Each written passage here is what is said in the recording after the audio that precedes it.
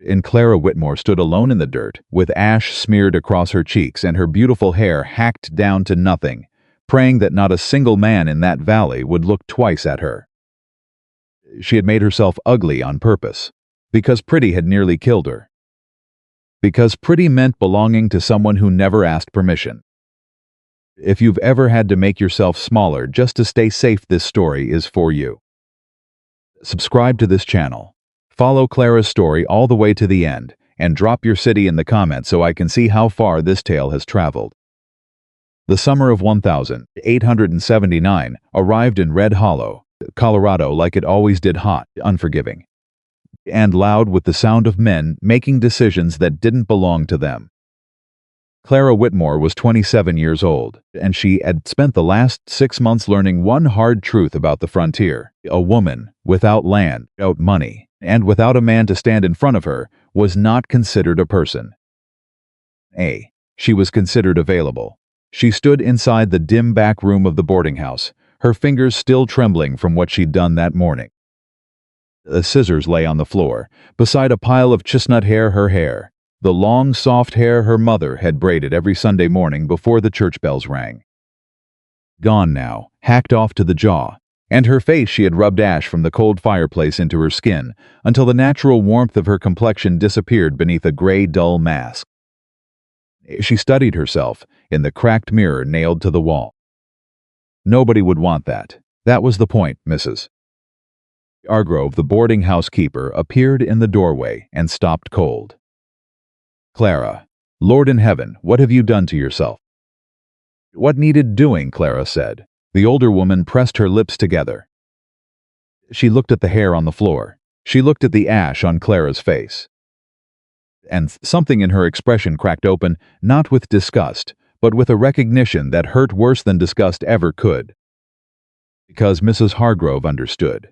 She had been young once. She had been pretty once. She knew exactly what pretty cost a woman in a town like Red Hollow. Gatherings today, Mrs. Hargrove said quietly.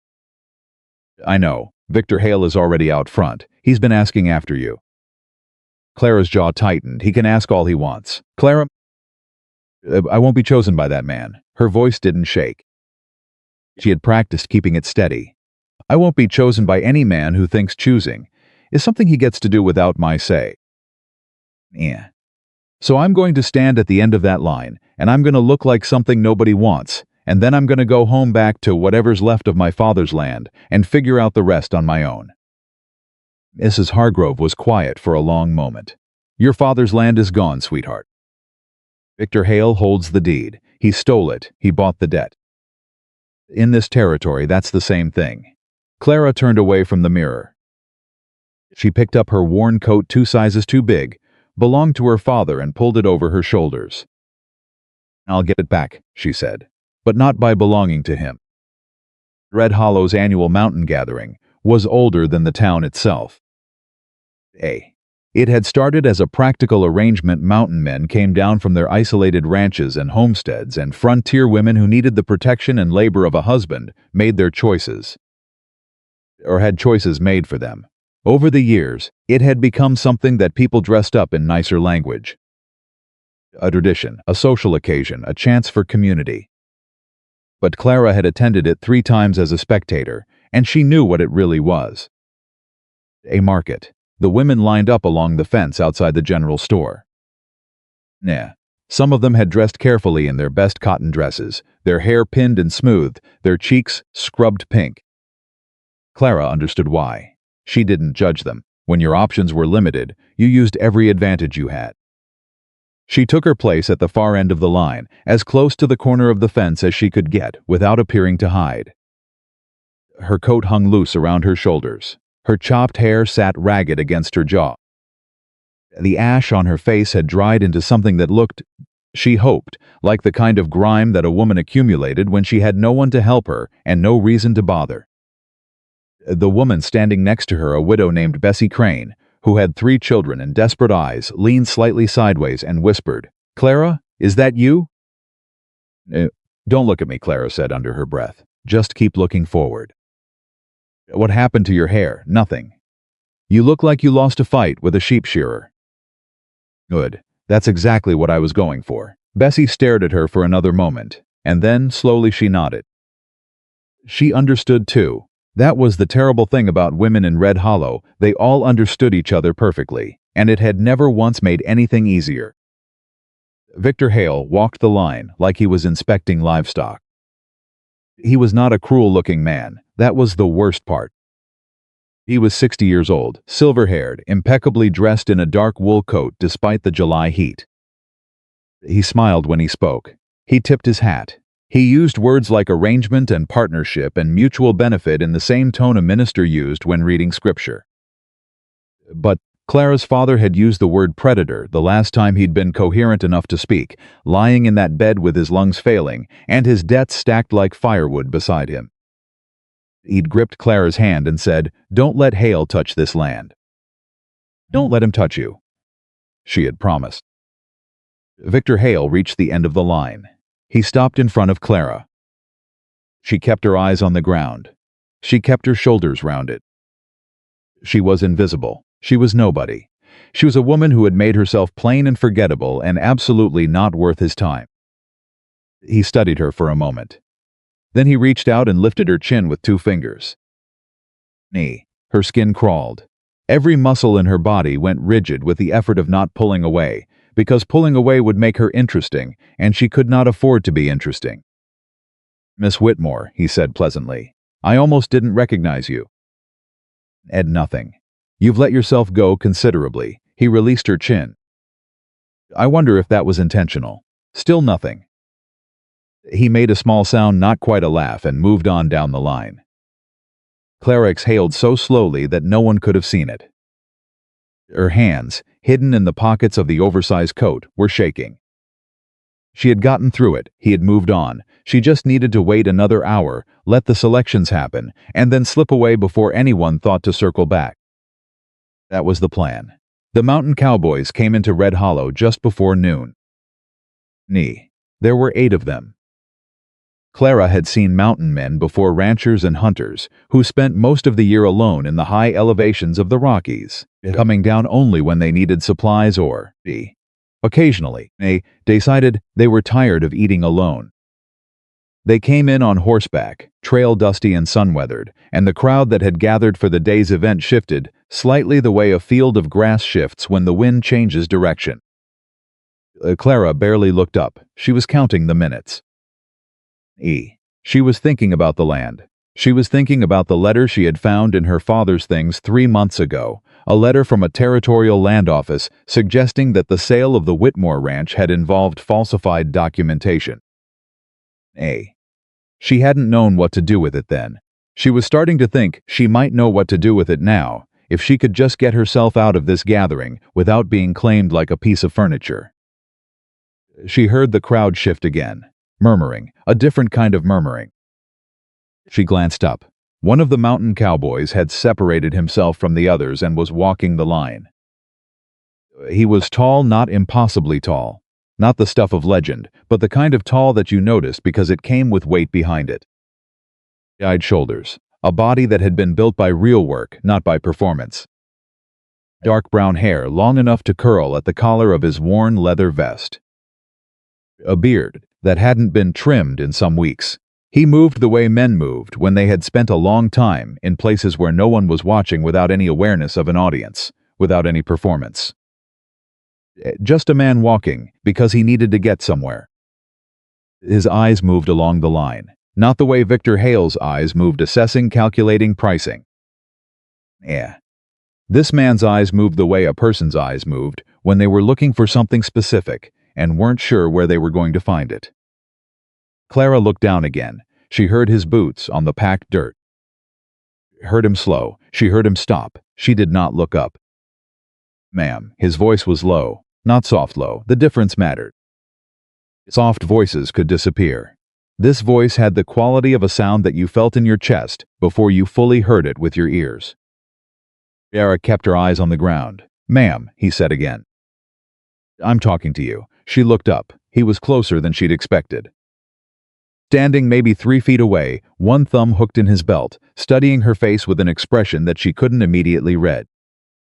Not desire. Something more careful than either of those. You got something in your eye, he asked. She blinked.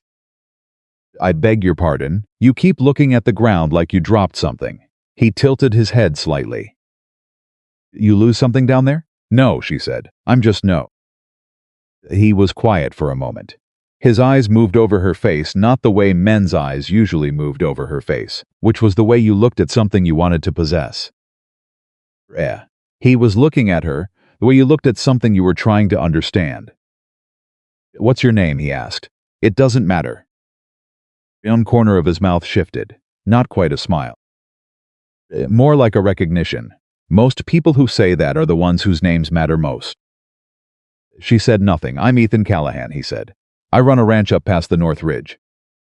Came down to find someone who knows how to work. He glanced briefly down the line.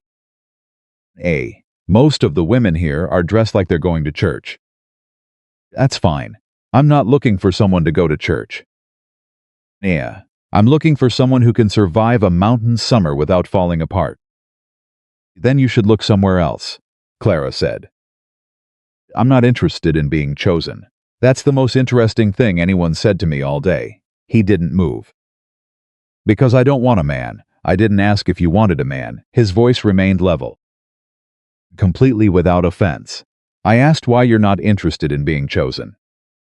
Those are two different questions. Clara stared at him. Lay waited. She said finally, carefully. Being chosen means belonging to someone. And I'm done belonging to anyone. Ethan Callahan looked at her for a long, quiet moment. Then he said, I don't need someone who belongs to me. Need someone who can pull their weight, work the land. Altitude, handle what comes. He paused. Those calloused hands of yours, you didn't get those doing needlework. She glanced down at her hands involuntarily, her working hands. Her father's daughter hands. Horses, she said, before she could stop herself. And farming, had a ranch, it's gone now. You know how to repair a fence line? The question was so unexpected that she answered it honestly, yes. Smokes a side of venison? Yes. Ride through a mountain pass in weather that would turn most people back? A pause. I've never had reason to try, but you wouldn't be afraid to. It wasn't a question. He was looking at her as though he already knew the answer and was simply waiting for her to confirm it. Clara felt something shift inside her chest, something she hadn't felt in so long she'd almost forgotten what it was. Hope, not quite. Something smaller and more dangerous than hope. The sense that she was being seen accurately. She straightened her spine. No, she said, I wouldn't be afraid. Victor Hale appeared at Ethan's shoulder, the way smoke appeared, without warning, and with the particular quality of something that made the air round it worse. Callahan, he said pleasantly. I wasn't aware you were in the market this year. Ethan turned his head, just his head, his body stayed facing Clara. Wasn't sure I would be, Ethan said. Changed my mind. Yes. Well, Hale's smile didn't waver. I'm afraid Miss Whitmore isn't really a suitable candidate for your purposes. She's in a somewhat complicated situation at the moment. Legal matters, debt arrangements that require. Is she under contract? Ethan asked. Hale blinked. I beg your pardon. Is she legally bound to you? Yes or no? A pause. The pleasantness in Hale's expression curdled very slightly at the edges. Not formally, no. But there are arrangements in progress. Then she can make her own choice. Ethan looked back at Clara. Ma'am, do you want to come up to my ranch for the summer season? I'll pay wages. Real wages. You work, you earn your keep, you're free to go whenever you decide. No strings, no arrangements. His jaw was steady, his eyes were direct. I run a clean operation. I don't hold anyone who doesn't want to be held.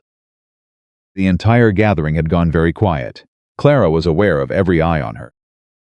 She was aware of Victor Hale standing 2 feet to her left, radiating a cold, controlled fury that he was working very hard to dress in polite clothing.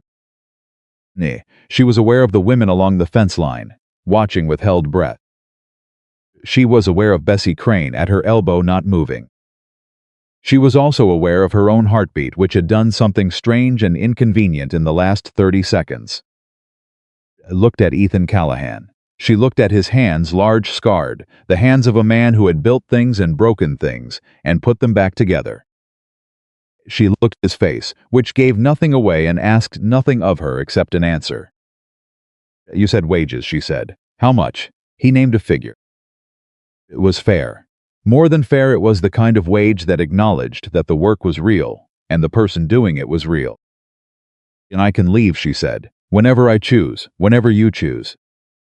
No one would come after me." Something moved across his expression, brief and complicated. "I don't go after anyone who doesn't want to be found."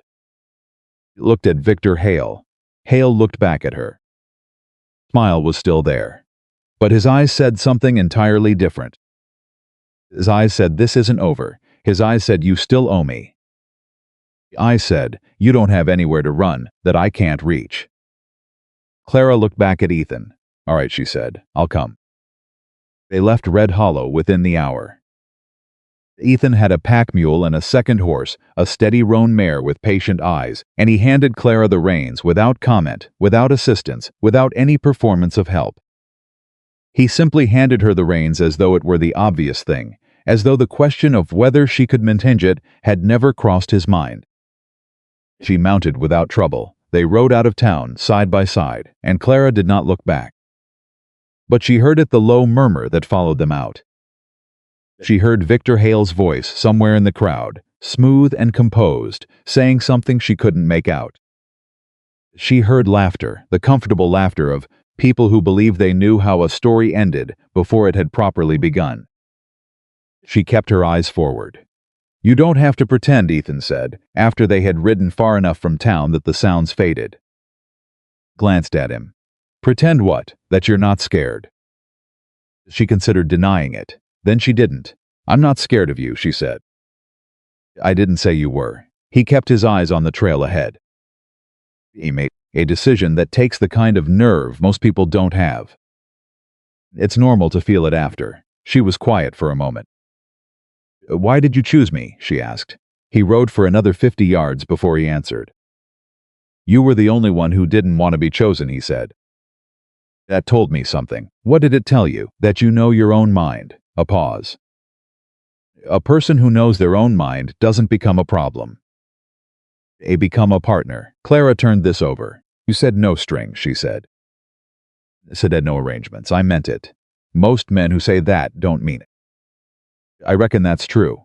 He didn't sound defensive. He sounded like a man acknowledging a fact. "I can't prove it in words.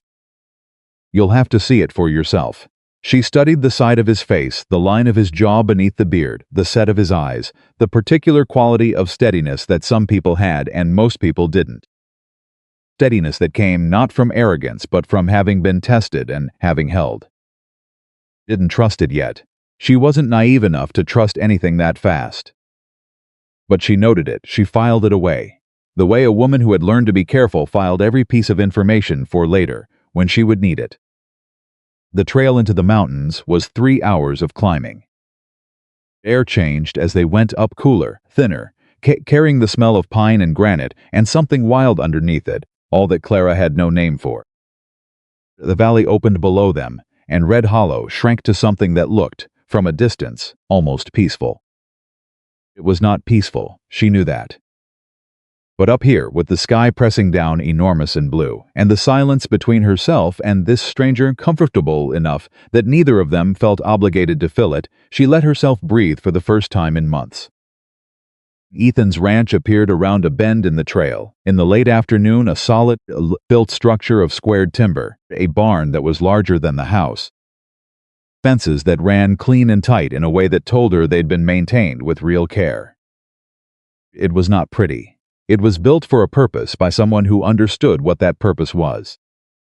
She liked it immediately. She was suspicious of liking it. "Bunkhouse is on the east side of the barn," Ethan said, swinging down from his horse. "It's not fancy. Clean bedding, working stove. That's fine. You eat with me or you eat alone, your choice. I cook enough for 2 either way." He looked at her. "Why what? Why do you cook enough for 2? You've been up here alone." A pause. Something moved briefly across his face there and gone before she could read it. "Abbott," he said. "I used to not be. He took his horse's reins and led it toward the barn. Clara stood for a moment in the late afternoon sun, holding the roan mare's reins, looking at the solid walls of that ranch, and the mountains rising behind it, and the particular quality of quiet that existed in a place where only the wind had the right of way. She thought about the letter in her saddlebag, the letter about the falsified deed. The letter that might, if she could get it to the right person, the right territorial official, give her a path back to what her father had left her. She thought about Victor Hale's eyes in that crowd. She thought about what it meant that she're at the top of the world, with a man she didn't know, having made a decision that no one in Red Hollow would call sensible. Then she led the mare into the barn, and she didn't think about sensible. She thought about the fence lines she'd seen on the way in, and what they'd need by autumn, and how much she already knew about keeping a mountain property alive through the seasons. She thought about the fact that she was here, and not there. And for now, just for now, that was enough. That first evening, Ethan made coffee and set a cup on the table without asking whether she wanted one. She wanted one. She sat working across from the Queers Ocean Berkshens and around the tin cup and let the warmth of it seep into her palms. There are rules, Ethan said. Clara looked up. Not the kind you're thinking, he said. I'm not going to tell you where to be and when. I'm going to tell you what keeps this place running. He set his own cup down. You don't go past the north fence alone, not yet. Mountain lion territory, you need to know the land first before you go alone. You leave that gate locked every time you come through it, no exceptions. If a storm comes in fast, you get to the barn first, horses first, then the house. Order. Horses before the house, Clara said. The house can be rebuilt. The horses are harder to replace. She nodded slowly. What else? You sleep through the night. His voice was level. I've had workers before who didn't. They burned out by August. I'm not running a military operation up here. Sleep matters. I sleep fine. All right, he picked his cup back up. Questions. She had about 40 of them. She chose one. Land to the east, she said. The lower pasture. It's not being used. He looked at her across the table. No, the fence line dips on the northeast corner. Something's been pushing at it. A pause. Elk. You could shore it up with cross stakes. Two-person job. Ethan was quiet for a moment. Saw all that writing in, he said. I was looking. Considered her for a long moment, not with surprise exactly. More like the expression of a man who had expected to find something useful and had found something better. Yes, he said finally, we could do that. Clara drank her coffee. Outside, the mountains settled into dark, and the first stars appeared above the ridge, and the summer night came down around the ranch with a quiet that was nothing like the silence of a town pretending to sleep. This silence was real. She hadn't heard real silence in a long time. Ash on your face, Ethan said after a while. He wasn't looking at her. He was looking at his cup. None of my business, but there's a wash basin by the bunkhouse. Clara said nothing for a moment. I know, she said. Just saying it's there. I heard you. He didn't push it. Finished his coffee, stood, rinsed his cup at the basin, and said goodnight with the same ease he might have said it to someone he'd known for years. Clara sat alone in the kitchen for a while longer. She thought about wash her face. She thought about her father's letter in the saddlebag. She thought about Victor Hale, in his fine wool coat, watching her ride out of Red Hollow with an expression she couldn't read but understood perfectly. She thought about the northeast fence line and the cross stakes she'd need and the work that would be required and how work, real, physical, purposeful work, was the only thing that had ever made her feel like herself. Up, she went to the bunkhouse. She sat on the edge of the clean bunk and pulled the letter out of the saddlebag and read it in the lamplight for what must have been the 100th time, her lips moving slightly over the careful official language, searching again for the thing she needed: the name, the date, the specific piece of evidence that would turn a suggestion into a case. Then she folded it carefully, tucked it back, and lay down on the bunk with her boots still on, and her eyes on the ceiling and the sound of the mountain night all around her. She did not wash her face, not yet, not until she understood exactly what she was safe to be here.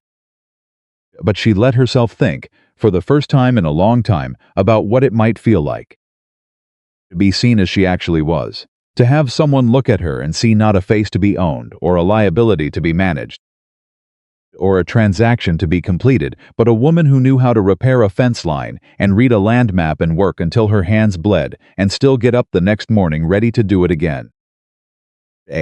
She thought about Ethan Callahan, who had looked at her calloused hands before he'd looked at anything else. She thought, maybe. Then she thought, be careful. Then she closed her eyes. And outside, the mountain did what it always did. It kept its silence and held its ground and wait the way things that have always been here wait for the smaller things that are only passing through. She woke before dawn, not because something startled her.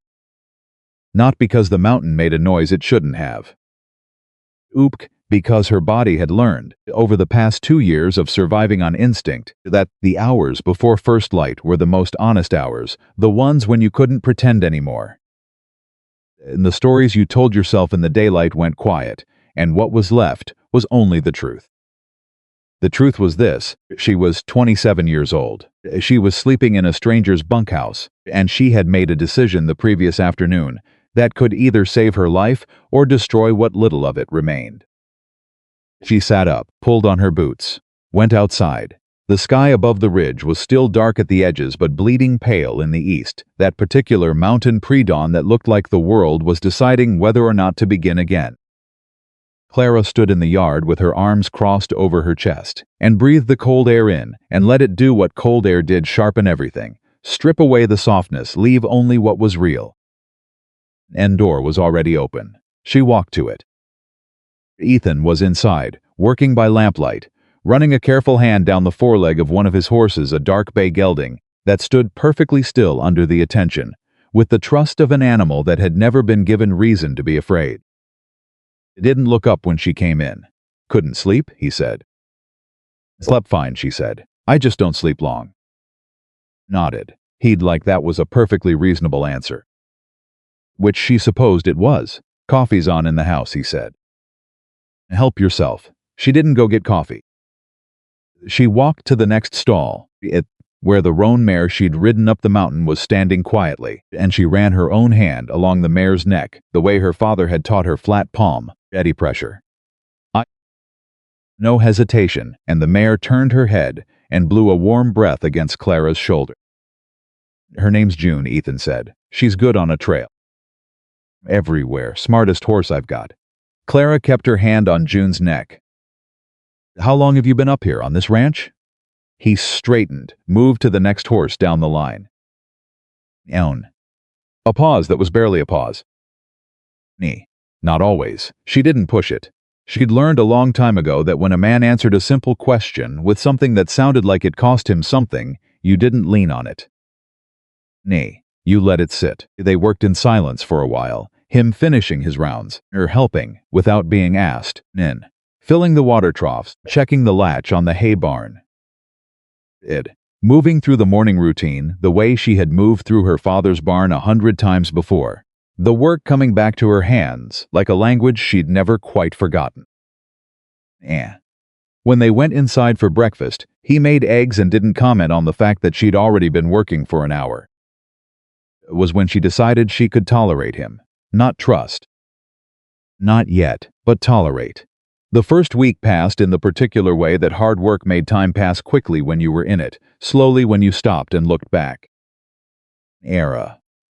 Learned the ranch the way she'd learned everything useful in her life, by paying attention, by asking the right questions and not asking the ones that weren't her business, by finding out where the edges were and respecting them. She repaired the northeast fence line on the 3rd day. Ethan had said it was a 2-person job, and he was right. The cross stakes needed, driving at an angle that required one person to hold the guideline tie-taut while the other drove the post. They worked through the morning without talking much, and what talking there was stayed practical. How deep? What angle? whether the ground was too rocky further east to hold a stake or whether it would compact if they worked it differently. Ethan was not a man who filled silence for the sake of filling it. Clara had been around men her whole life who talked constantly, who narrated everything they did, who gave instructions before they were needed, who seemed uncomfortable with any moment in which their voice wasn't the dominant sound in the room. Ethan was not that. He spoke when he had something to say. He was quiet when he didn't, and he expected the same from whoever was working alongside him, not as a demand, but as a simple baseline, the way you expected another person to hold their end of a board without being told. It took some getting used to. She got used to it faster than she expected. On the 5th morning, she came out of the bunkhouse to find a pair of proper work gloves on the step. Her size, good leather, not the cheap kind. She stood looking at them for a moment. She picked them up, went inside, didn't mention them. At breakfast, Ethan poured coffee and said, "Gloves fit?" "Yes," she said. "Good." That was the whole conversation. She wore them every day after that. What she had not accounted for, what she had not let herself account for, because accounting for it would have required her to admit something she wasn't ready to admit, was that solitude had a sound up here. Not the solitude of being alone. The solitude of being with one other person in a place where the rest of the world couldn't reach. That was a different thing entirely. That was an intimacy that didn't announce itself. It crept in through the ordinary moments, the shared coffee before dawn, the wordless coordination of two people working the same problem from different ends. The small negotiations of the kitchen and the yard and the barn that built up, day by day, into something that felt surprisingly like being known. She caught herself thinking about it on the evening of the 7th day, sitting on the bunkhouse step with June's curry comb in her hand, and she shut the thought down hard. She was here for the summer. She was here to earn wages and figure out what to do about the letter in her saddlebag and find a way back to what Victor Hale had taken from her. She was not here to be known by anyone. She had made herself unknowable on purpose. Ash and the chopped hair and the oversized coat, she still wore them every time there was any chance of being seen by someone from the valley. Those weren't just a disguise. They were a statement, a wall, a line she'd drawn around herself that said, "This far and no further." Went to bed early. She didn't sleep for a long time. 12 days in, the trouble started. Came in the form of a rider on a gray horse, picking his way up the trail in the midday heat. Moving with the particular kind of leisure that men moved with when they believed they had all the time in the world, because the world had always rearranged itself to suit them. Clara saw him from the fence line. Her hands went still on the post she'd been working. She knew the horse before she knew the rider. Victor Hale's gray, a big, fine-boned animal that cost more than most families in Red Hollow made in a year. He looked toward the house. Ethan was inside. He hadn't seen yet. For one violent second, she thought about running, about walking into the barn and getting on June and taking the north trail and disappearing into the high country before Hale reached the yard. Bad in the legs. She had a fast horse. She had spent the last 12 days learning where the trails went. Then she thought about the letter. Then she thought about her father's voice. Then she stood her ground. Hale pulled his horse up in the yard and swung down with the ease of a man who had never had a reason to hurry. He was alone, which surprised her. Men like Hale usually traveled with at least one other person, a foreman, a lawyer, someone to add weight to whatever they were saying. The fact that he'd come alone was either confidence or calculation, and with Victor Hale it was impossible to tell which was which. "Miss Whitmore," he said pleasantly, like she was a neighbor he'd bumped into at a church social. "A stroke of luck, Mr. Hale." She kept her voice flat. "Mr. Callahan isn't expecting visitors." "Oh, I'm not here to see Callahan." He walked toward her with his hat in his hands, turning it slowly by the brim. "I'm here to see you. Just a short conversation. Won't take more than a few minutes. I have nothing to say to you. You might feel differently when you hear what I have to offer." He stopped about 10 feet away. Close enough to talk. Far enough that she couldn't call it a physical threat. He was very practiced at that distance. "I've been doing some thinking since you left town so precipitously." I've been wondering if I handled things wrong, if there's a better arrangement we could reach that serves both our interests. I'm not interested in arrangements. Your father's land is worth quite a lot, Clara. She did not let herself react. She had known this was coming. She had known since she rode out of Red Hollow that it wasn't over, that Hale didn't let things go, that the only question was how long it would take him to come up here and what shape it would take when he arrived. The land isn't yours, she said. The deed says otherwise. The deed is fraudulent. A pause. Something moved through Hale's expression, brief and cold and quickly recovered, like a crack in a wall that gets plastered over before anyone can see the structure underneath. That's a serious allegation, he said. It's the truth. Truth requires evidence, my dear. I have evidence. She hadn't meant to say it.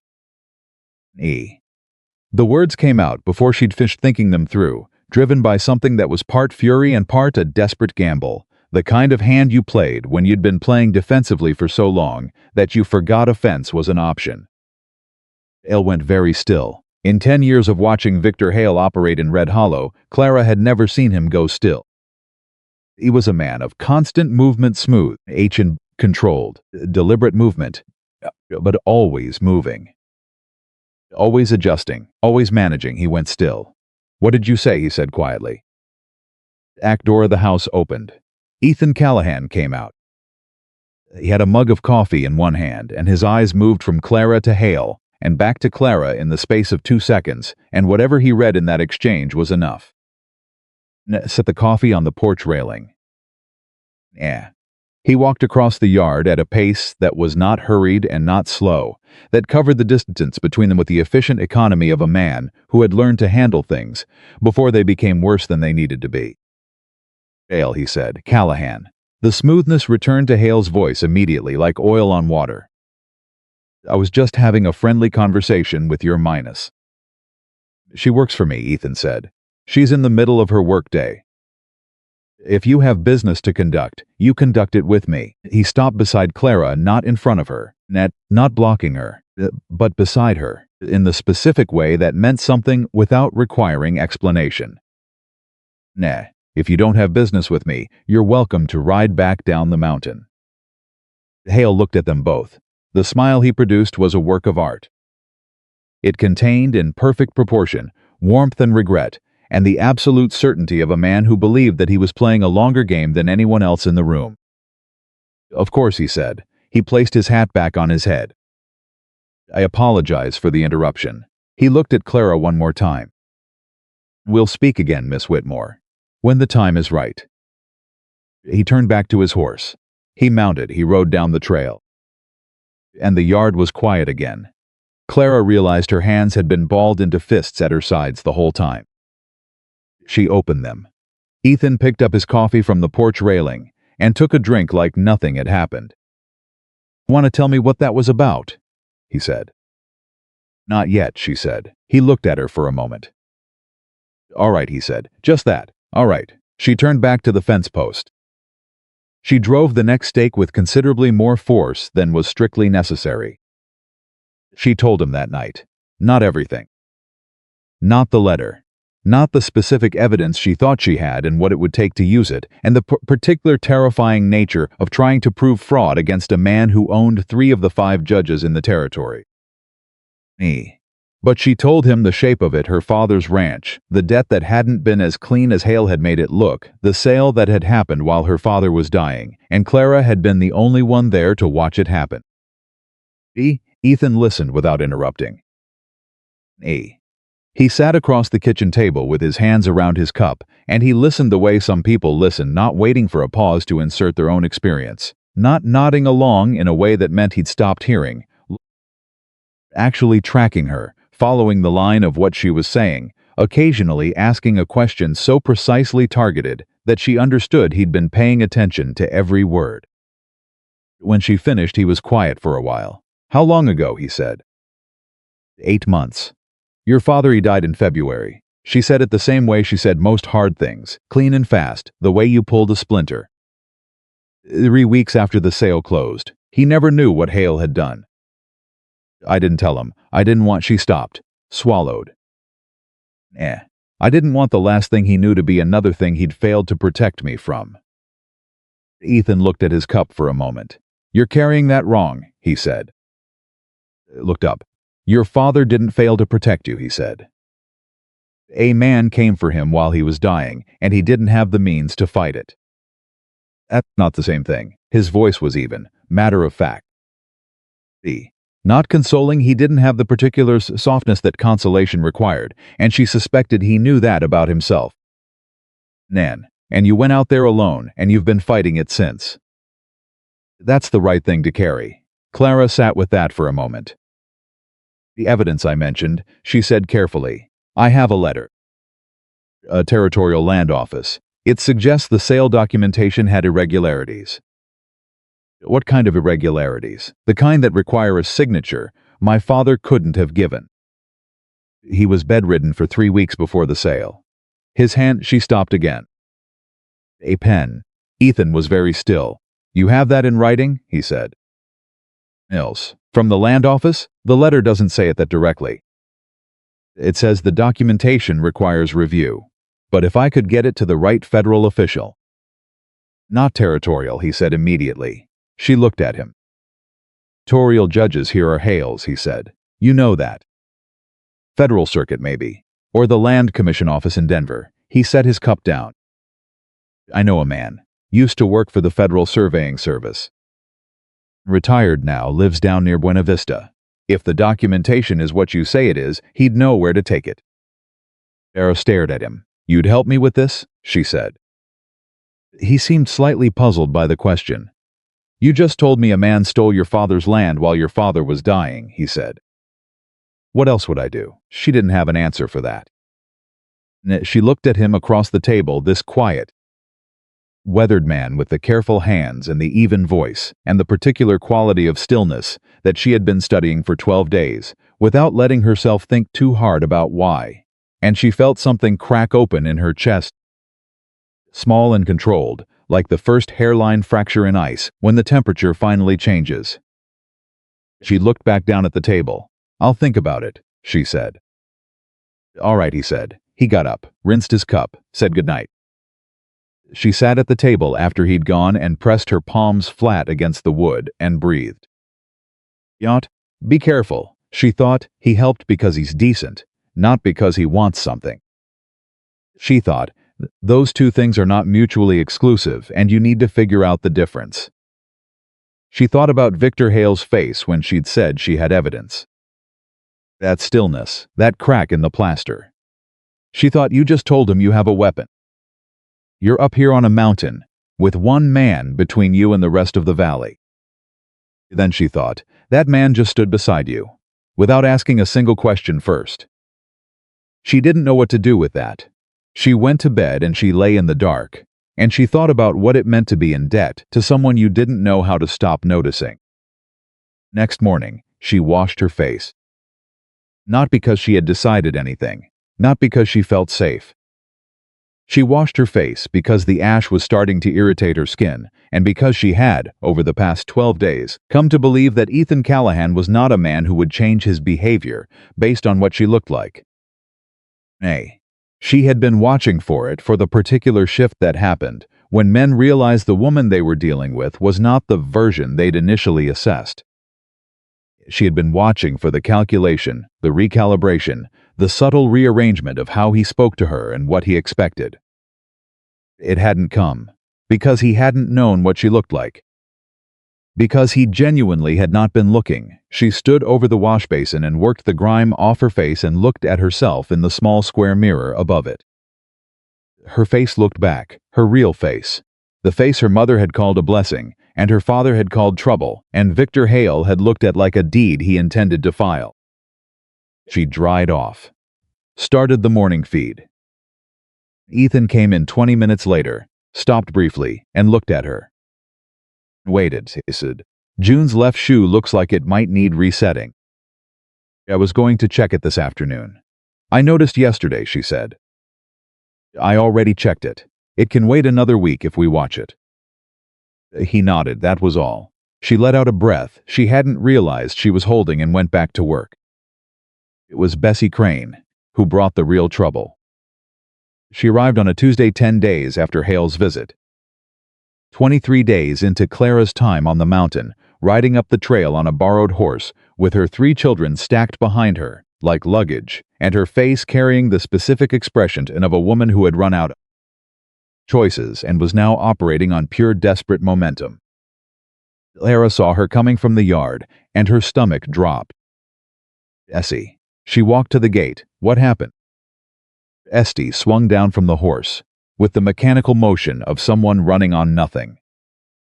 Eldest, a boy of about 12, helped the efficient two down with a practiced efficiency that told Clara everything she needed to know about what life had been like for this family. "Hale took my house," Bessie said. Her voice was flat. "Wrung out. 3 days ago, I had 2 weeks on the rent. He sent his men and they put our things in the street." She looked at Clara with the particular hollowness of a person who has been humiliated past the point of being able to feel it properly. "I didn't have anywhere else to go." Clara looked at the children. The youngest was maybe 5. She had a doll Mrs. one arm tucked under her own arm, and she was watching Clara with large, serious eyes. "Come inside," Clara said. "I don't want to cause trouble for you." "Come inside, Bessie." Ethan appeared from the direction of the barn. He took in the situation, the woman, the children, the borrowed horse, luggage tied to the back in about 3 seconds. He looked at Clara. Clara looked at him. "Bunkhouse has a second room," he said. "Been using it for storage. I'll clear it out this afternoon." Bessie stared at him. He said, "Your boy looks like he can work. I could use an extra hand with the south fencing." The 12-year-old straightened. Bessie pressed her lips together hard. Her eyes were doing something she was clearly fighting to prevent. "We can pay," she said. "Once you can pay with the work," Ethan said. "That's how it goes up here." He turned and walked back to the barn. "I'll start on the storage room." Clara looked at Bessie. Bessie was watching Ethan walk away with an expression that Clara understood completely. Because she'd had a version of it herself 3 weeks ago. The look of a person who has been so prepared for the worst that they have no idea what to do with something that isn't. "Means it," Clara said quietly. "I know," Bessie said. Her voice cracked slightly on the 2 words. She pulled it back together. "I can see that." Bessie's presence changed the rhythm of the ranch, and it changed Ethan in ways that Clara watched carefully. He was not, she discovered, a man who was good with children. The way some men were good with children, instinctive, effortless, easy. He was good with them, the way he was good with most things, by paying attention, by giving them real tasks and real responsibility, by treating what they said as worth responding to. Bessie's boy, whose name was Thomas, attached himself to Ethan with the particular intensity of a 12-year-old who had not had a man take him seriously in a very long time. Ethan handled that with a care that was so undemonstrative, it took Clara several days to recognize it as care. She came around the corner of the barn one afternoon to find Thomas struggling with a piece of fence hardware, a lever mechanism that required more hand strength than he currently had, and Ethan crouched down beside him, not doing it for him. Not taking it over, just adjusting the boy's grip slightly and saying, "Yeah, try it from the wrist, not the palm. You've got more leverage that way." Thomas tried it. The mechanism gave. The expression on the boy's face was something Clara looked away from, because it was too much to look at directly. She went back to what she'd been doing. That evening she sat on the bunkhouse step while Bessie's youngest, the girl with the one-armed doll, sat beside her and told her, at considerable length, about the doll's name, which was Margaret, and Margaret's many adventures, and the specific things that Margaret liked to eat, which were, apparently, biscuits and also berries. Clara listened to all of it. She couldn't have said her the way it did this small child's complete, unguarded willingness to share the world of her imagination with a stranger. Maybe because she'd spent so long being careful about what she shared. Maybe because she'd forgotten that trust, for some people, hadn't been trained out of them yet. "What happened to Margaret's arm?" she asked. The girl, her name was Ruth, considered this seriously. "She was brave," she said. and sometimes brave costs something. Clara was very still for a moment. That's right, she said. It does. Ruth nodded, satisfied with this confirmation, and went back to telling Margaret about the mountains. It was Bessie who finally said what had been building between them. 2 weeks after her arrival, when the children were asleep and Ethan had said good night and gone inside, she and Clara sat outside in the summer dark with cups of cold coffee and the particular silence of two women who had known each other long enough to stop needing small talk. Like him, Bessie said. Clara didn't pretend she didn't know who Bessie meant. A good man, she said. That's not what I said. I'm not judging you. Lord knows you deserve something good after everything. She turned her cup in her hands. I'm just noting it. 'Cause I see how you look when you think no one's watching, and I see how he looks at you, and I think you'd both be better off if someone said it out loud. How's he look at me? Clara asked, and hated herself slightly for asking. Essie was quiet for a moment. Like you're something he found that he thought he'd lost the right to find, she said. Clara looked at the dark mountains. That's a complicated thing, she said. Men. All the real things are, said Bessie. They sat there until the cold drove them inside, and Clara lay in the dark and thought about what Bessie had said. He turned it over. She examined it from different angles, looking for the places where it was wrong or wishful or dangerous. She couldn't find as many as she wanted. What she found instead, unwelcome and undeniable, was the memory of Ethan's voice 12 days ago. You're carrying that wrong. I'm sorry. Not how terrible for you. Not the reaching, performing sympathy that people used when they wanted credit for their compassion. Just, you're carrying it wrong, and here's why. Like she was someone whose thinking was worth correcting. Like, she was someone who could handle the correction. She pressed the heels of her hands against her eyes. She thought about the letter in the saddlebag. She thought about Hale's stillness in the yard. She thought about the federal contact in Buena Vista and whether she was brave enough to set that in motion and what it would mean if she did. She thought, he's patient now because the summer's long and nothing has come due yet. She thought, when it comes due, that's when you'll find out what you're actually dealing with.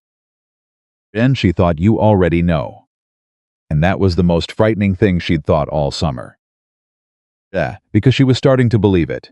3 days after Bessie said what she said, Clara made a decision. Not about Ethan. She wasn't ready to make decisions about Ethan. The decision she made was about the letter about the evidence in her saddlebag that she'd been carrying for 8 months like a coal in her pocket, burning a hole through everything but never quite setting anything on fire. She took it out in the early morning before anyone else was awake. She spread it flat on the bunkhouse floor and read it one more time, every word, in the thin gray light coming through the single window. Then she folded it back along its creases, tucked it inside her coat, and walked to the house. Ethan was already at the stove. He heard her come in and said, without turning around, coffee's ready. I want to go to Buena Vista, she said. He turned around. She put the letter on the table. He crossed to it, picked it up, read it. He read slowly, not because he was a slow reader, she had already figured out, but because he was the kind of man who didn't move through a document until he understood it. Then he set it down. This is enough, he said. If you get it to the right person, this is enough. Is your contact still there? The one from the Federal Surveying Service? Asked, I heard. He looked at her steadily. You ready to do this? I've been ready for 8 months, she said. I just didn't have anywhere safe to move from. Something crossed his face at that brief, controlled, contained the way he contained most things.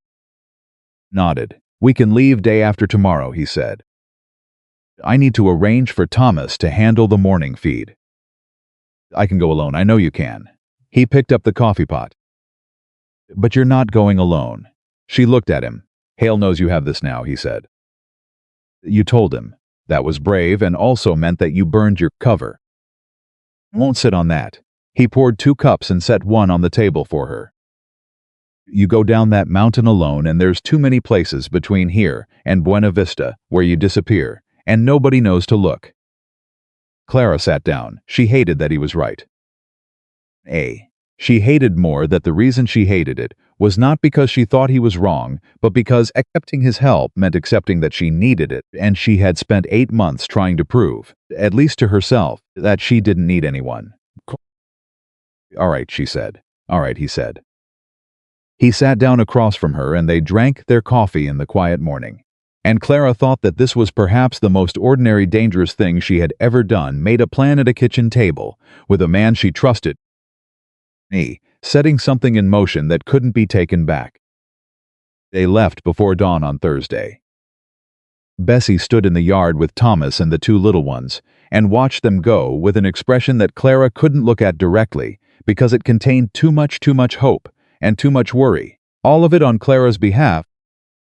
And Clara wasn't accustomed to being worried about by someone who had their own problems large enough to justify not worrying about anyone else at all. That back, Bessie said. Simple, direct. We'll be 3 days, Clara said. Outside, I know. Bessie looked at her. Come back anyway. They rode down the mountain in the gray pre-dawn, and the trail was familiar to Clara now in a way it hadn't been when she'd first come up it 6 weeks ago. She knew where it switched back. She knew where it ran close to the drop on the east side, and you needed to keep your horse's head angled in. She knew where the stream crossing was, and how deep it ran in July. Knowing the land had always steadied her. Her father had taught her that. Know your ground, Clara. Know your ground before you need to run on it. She knew this ground now. Ethan rode beside her and slightly ahead when the trail narrowed, and she noticed he kept his eyes on the switchbacks below rather than the valley. Scanning the lower trail with the particular attention of a man who had spent enough time in wild country to understand that the danger was usually where you weren't looking yet. They were 2 hours down the mountain when he said, "We've got company." She heard it before she saw it, the sound of horses on the trail below, coming up, not quickly but not slowly either. The deliberate pace of men who knew where they were going. 3 riders, coming from the direction of Red Hollow. Ethan pulled up his horse and put his arm out, and Clara stopped June beside him. They sat still in the early morning light, watching the riders come up through the trees. She recognized the man in front before she recognized his face. She recognized him by the way he sat a horse like. He owned the horse, the trail, and everything the trail passed through. Dr. Hale, and beside him, 2 men she didn't know. Large, both wearing sidearms. How did he know? She said low. He's been watching the road, Ethan said. His voice was quiet. Completely even. He's had someone watching this trail since he came up here 3 weeks ago. I should have accounted for that. You couldn't have. I should have. Stay behind me. I will not. Clara. He turned and looked at her directly. Not because you can't handle it. Because if this goes sideways, I need to know where you are. That's not protection, that's tactics. She held his gaze for 1 second. Then she moved June back a half length. Hale pulled up 20 feet away. His 2 men spread slightly to either side, the way men spread when they'd been told to cover angles. Callahan, Hale said, pleasantly, always pleasantly. Early morning for a long ride. We've got business in Buena Vista, Ethan said. Mind moving your horses off the trail? You're blocking the path. I'll only take a moment of your time. Hale's eyes moved to Clara. He looked at her real face. No ash, no disguise, and something moved through his expression that she didn't like. Not desire, calculation. Miss Whitmore. I was hoping we'd have a chance to finish our conversation from the other week. There's nothing to finish, Clara said. On the contrary, he reached into his coat and produced a folded paper. I have here a judgment from Judge Harlan's court regarding outstanding debt on the former Whitmore property. It names you specifically as the party responsible for the balance your father left unpaid. He held it up. Not offering it, displaying it, the judgment authorizes me to collect in whatever form the court deems appropriate. Clara's hands tightened on June's reins. She knew about Judge Harlan. One of Hale's judges, one of the 3. That judgment is based on fraudulent documentation, she said. And I have evidence of the fraud. Hale smiled. Courts tend to credit documentation over allegations, Miss Whitmore. especially when the documentation in question has been filed, processed, and upheld at the territorial level. He put the paper back in his coat. Hey, whatever you think you have, and I doubt it amounts to much, it won't matter if you're detained while the matter is reviewed. These things take time, months, perhaps longer. You're going to detain her, Ethan said. His voice had changed. Not louder, not harder, something more fundamental. It had gone very flat, the way a river went flat before it dropped off something. On a mountain trail, with 2 hired men. I'm going to ask her to return to Red Hollow to address the judgment, Hale said. Voluntarily, and if she doesn't, then my associates here are authorized by the court to ensure compliance. Silence that followed lasted maybe 4 seconds. Felt longer. Ethan swung down from his horse. Clara's heart slammed once hard. Hale's 2 men shifted. Ethan walked forward, not toward the men, toward Hale's horse. He stopped at the animal's head and looked up at Hale, with an expression that Clara, watching from behind, couldn't fully see but could read entirely from the way Hale's face changed. Victor, Ethan said, quiet as a closed door. I want you to think carefully about what you're doing right now. You rode up here with 2 hired men to stop a woman from taking documentation to a federal contact in Buena Vista. That's what this is. And if anything happens to her on this trail, or if she gets detained on a territorial judgment while I'm standing here watching, I'm going to ride directly to Denver, and I'm going to personally put everything she has in front of the Federal Land Commission. He paused. And you know what they'll find. Hale's pleasant expression had gone very careful. You're a mountain cowboy, he said. You have no standing in territorial court matters. No, Ethan said. But I've got standing with the Federal Surveying Commission, because I worked with them for 2 years back in 71. And I've got a contact in the Denver Land Office who I've known for 15 years. Another pause. And I've got a very clear memory of where I was on the 14th of September, 1878, which was the date on James Whitmore's sale documentation. And what I was doing on that date was helping pull a man out of a river, 200 miles from Red Hollow. He looked straight at Hale. Man by the name of Whitmore. Too sick to hold a pen. Too sick to sign his name to anything. The mountain went completely quiet. Clara stopped breathing. She had not known that. She had not known that Ethan had known her father. Ray. She had not known that Ethan had been there, wherever there was, on the day the fraud had been committed. She had not known that the man she'd been living alongside for 6 weeks was, in some way she was only now understanding, already part of this story. Hale looked at Ethan for a long moment. The pleasantness was gone. What was underneath it was not rage. It was worse than rage. It was the cold, controlled expression of a man recalculating moving pieces on a board that had suddenly changed shape. Eighth said, "We will," Ethan said. In Denver, Hale turned his horse. His 2 men fell in beside him. They rode back down the trail, and the sound of their horses faded, and the morning came back in birdsong, wind, the smell of pine and warm rock. Clara sat on June and stared at Ethan's back. He turned around. "Ace, you knew my father," she said. "Yes." "You knew about the fraud. I knew something was wrong. I didn't have the full picture until I read your letter." He walked back to his horse. "I pulled your father out of the Platte River in September of 78. He was trying to get back to Red Hollow. He'd heard Hale was moving on the property. He was sick, the lung sickness, already past the point." He stopped. Mounted. "He wasn't going to make it. We both knew that. He asked me to look in on you if I ever had reason to come through Red Hollow." Clara's throat had closed. "He asked you to look in on me," she said. "He did. And when you came to the gathering, I came looking for you, specifically."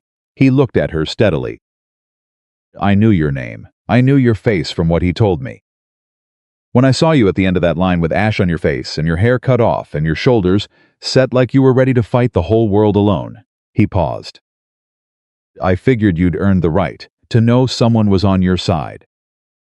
She pressed her lips together. She would not cry on this mountain trail. She had made that decision in February, and she had kept it, and she was going to keep it now. "Should have told me," she said. Her voice came out steadier than she deserved credit for. Yes, he said simply. I should have. Why didn't you? He was quiet for a moment. Because you needed to be on your own terms first, he said. Your father told me you were proud and stubborn, and would fight anyone who tried to help you before you were ready to be helped. He said it like he was proud of you for it. A pause. I thought if I told you straight off who I was and why I'd come, you'd run. He stopped. She waited. I wanted you to trust me before you knew you had a reason to, he said. I wanted it to be real. The morning moved around them. Somewhere above, a hawk crossed the sky. Clara thought about her father in the Platte River. She thought about him sick and trying to get home, asking a stranger to look after the daughter he'd failed to protect. She thought about that stranger carrying that request for nearly a year, and then showing up at a town gathering and choosing the one woman who didn't want to be chosen. She thought about what love looked like when it came through other people. When it kept moving after the person who sent it was gone. All right, she said. Her voice was rough. We need to get to Buena Vista. We do, he said. They rode. The man in Buena Vista was named Gerald Marsh, and he lived in a small house at the edge of town with a garden that had gotten away from him, and a dog that hadn't. He opened the door in his shirt sleeves. He took one look at Ethan, and said, "Hey, Callahan." You look terrible. You look older, Ethan said. Come in. Marsh stepped back. His eyes moved to Clara with the alert, assessing look of a man who had spent his career reading documents and people with equal precision. Who's this? Clara Whitmore, Ethan said. Her father was James Whitmore, rancher out of Red Hollow. Something shifted in Marsh's expression. As he said, February, Clara said. Marsh looked at her for a moment. He opened the door wider. Come in and sit down, he said. Both of you. Clara put the letter on Marsh's kitchen table. Read it standing, which told her something about him.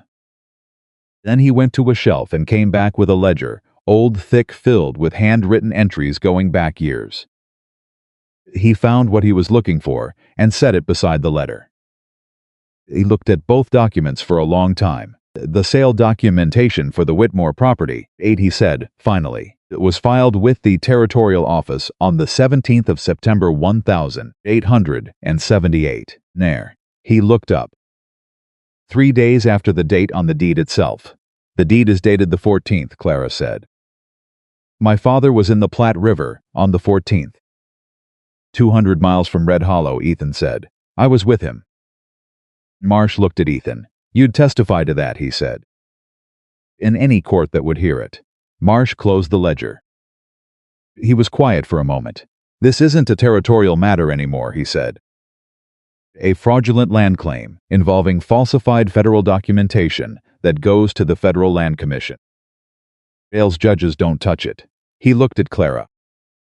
If I write up what I have here and attach your letter and Callahan's witness statement, I can get this to the Denver office within the week. He paused. Won't be fast. These things take months, but it'll hold. And while it's under federal review, Hale can't move on the property.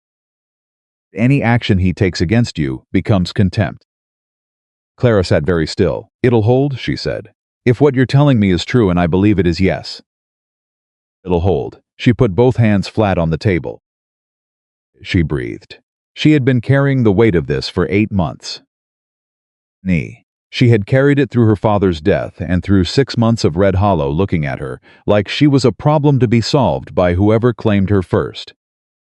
She had carried it up a mountain and into a stranger's kitchen and along a trail where Victor Hale had ridden out with 2 armed men to stop her. And now a man in a garden-gunneled house in Buena Vista was telling her it would hold. Thank you, she said. Her voice was almost steady. Don't thank me yet, Marsh said. He was already reaching for paper and pen. Let's get it written down. They rode back toward the mountain the next morning. They stayed at separate rooms in the Buena Vista boarding house, a detail that Clara had half expected Ethan to manage differently, and that he managed exactly as she'd expected when she was honest with herself about what kind of man he was. Made her a room key. He said breakfast was at 6. He said good night. He went to his room. She lay in the boarding house bed and stared at the ceiling and thought about everything she now knew that she hadn't known yesterday morning. She thought about her father, asking a stranger to look after her. She thought about what it meant that her father, proud, private, fiercely protective of his independence, had been willing to ask that. She thought about how afraid he must have been, not for himself, for her. She thought about Ethan carrying that request for 10 months and then walking into a town gathering and standing in front of the one woman who had made herself impossible to want and choosing her. She thought he deceived you. She thought he protected you. She thought, those two things can be true at the same time, and you need to figure out what you're going to do with that. She didn't sleep well, but she slept. They were 3 hours from home when the storm came in.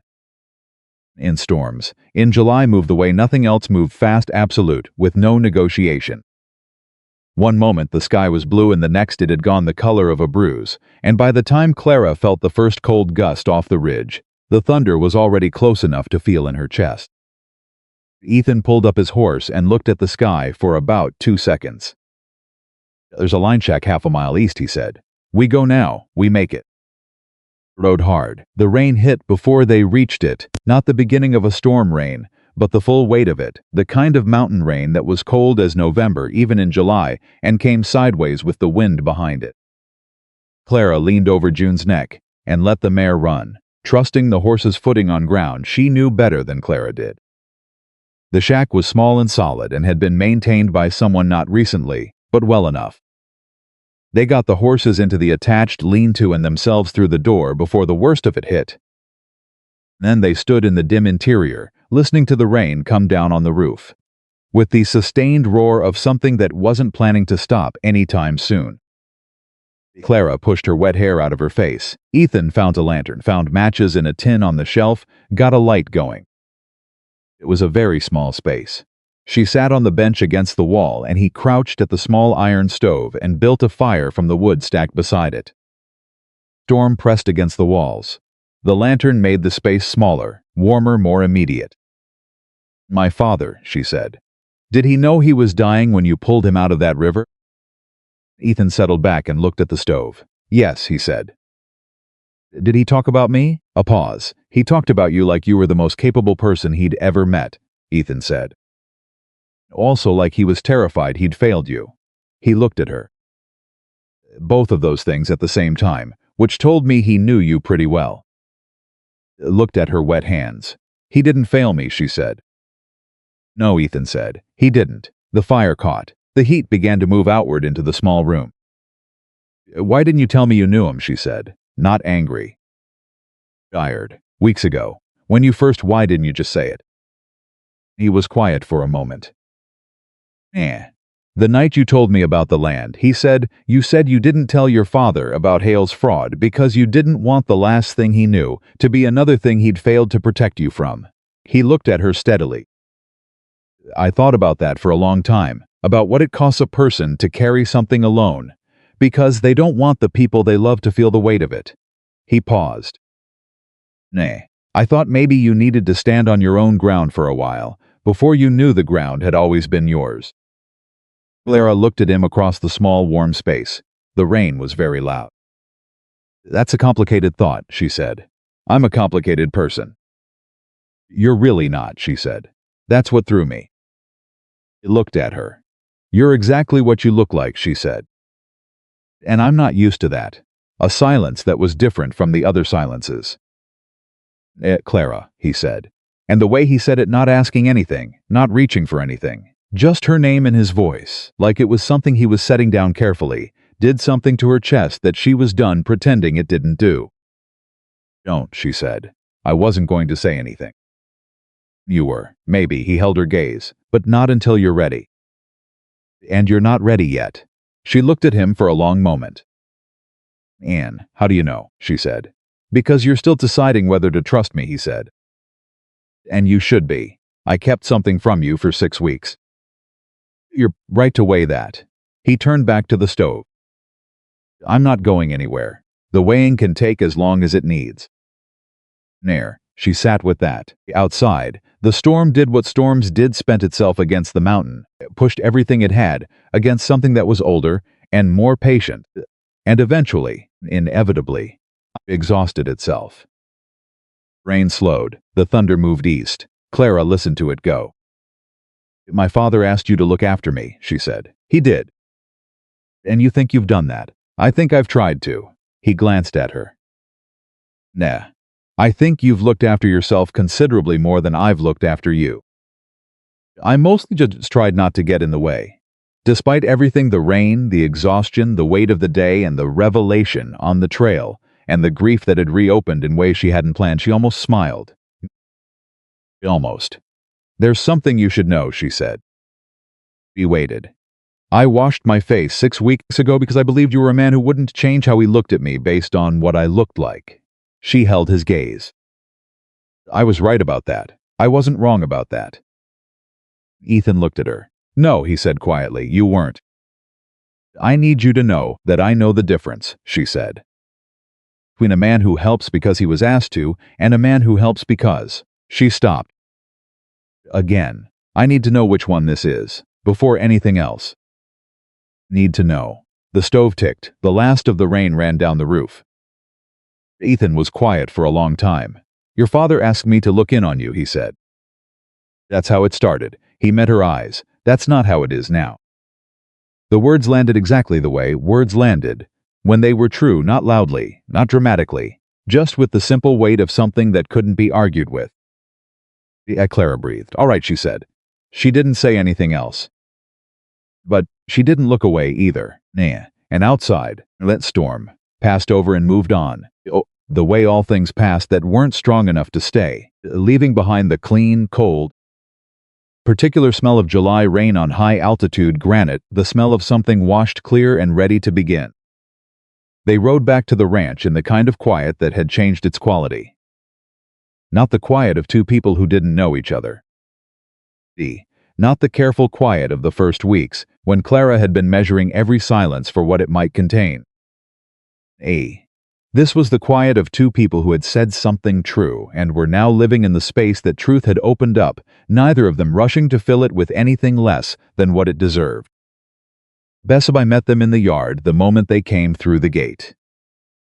She took one look at Clara's face, not the wet hair or the trail dust or the exhaustion, and said, "It went through." "Not yet," Clara said, "but it will." Bessie pressed her lips together and nodded hard, the way people nodded when they were fighting something behind their eyes. Then she turned and went back to the house and called the children in for supper. And that was that. Thomas took the horses without being asked. Ethan watched him go and said nothing, but Clara caught the particular quality of his silence, the kind that meant something had settled right. To the bunkhouse. She changed out of her wet clothes.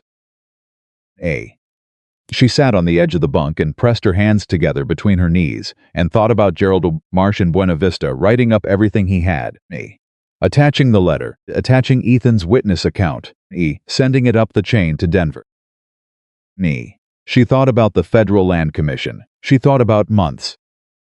It would take months. Marsh had been clear about that. These things moved slowly. The law moved slowly when it wasn't being pushed by someone like Victor Hale, and when it was being pushed against someone like Victor Hale, it moved slower still. Because men like Hale had spent decades learning how to use the law's own weight against it. Old. But she believed that. She was not certain she had believed anything this strongly since before her father got sick. She lay back on the bunk and stared at the ceiling and let herself feel it, the particular mix of exhaustion and relief, and something underneath both of those that she wasn't ready to name yet, but that had the quality of warmth. Of ground underfoot that wasn't shifting. She was asleep before she finished the thought. Victor Hale's next move came 11 days later, and it didn't come up the mountain. It came through the town. Clara found out about it the way she found out about most things that happened in Red Hollow through Bessie, who had gone down to the trading post for supplies and come back with a face that told the story before her mouth did. "He's calling in favors," Bessie said, setting her basket on the kitchen table. "He went to the families. the ones who owe him money, which is half the valley. He's telling them that the Callahan Ranch is sheltering a woman who's filing fraudulent federal claims against a legitimate territorial land transaction. She looked at Clara. He's using the word fraudulent about you. Clara didn't move. She said, more than I'd like. Bessie sat down. The Hendersons pulled their grazing agreement with Ethan. The Coopers said they won't send their boy up here for the fall fencing work. She paused. And Reverend Marsh, not Gerald Marsh, the other one, in Red Hollow gave a sermon on Sunday about women who stir up trouble and call it justice. The kitchen was very quiet. Is Ethan losing business over this? Clara said. Is he losing business? Bessie looked at her directly. Yes.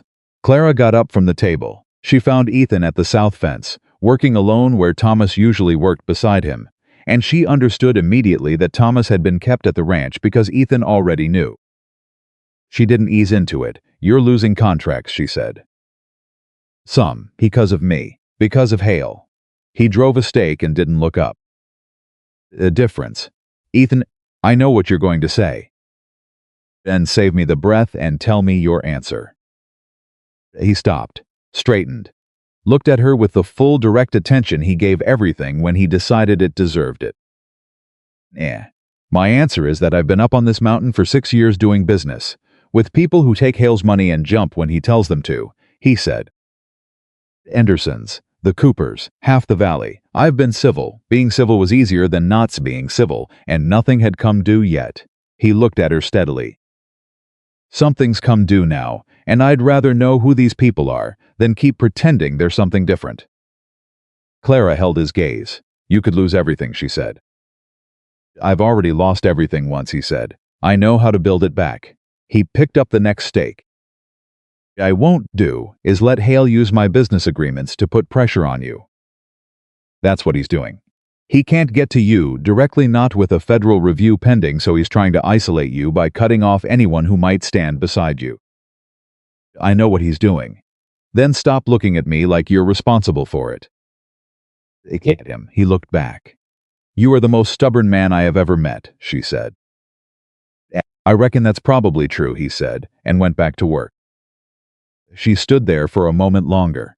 Then she picked up the other end of the guideline and held it taut, and they worked the rest of the afternoon in a silence that was by now the most comfortable kind of language either of them had.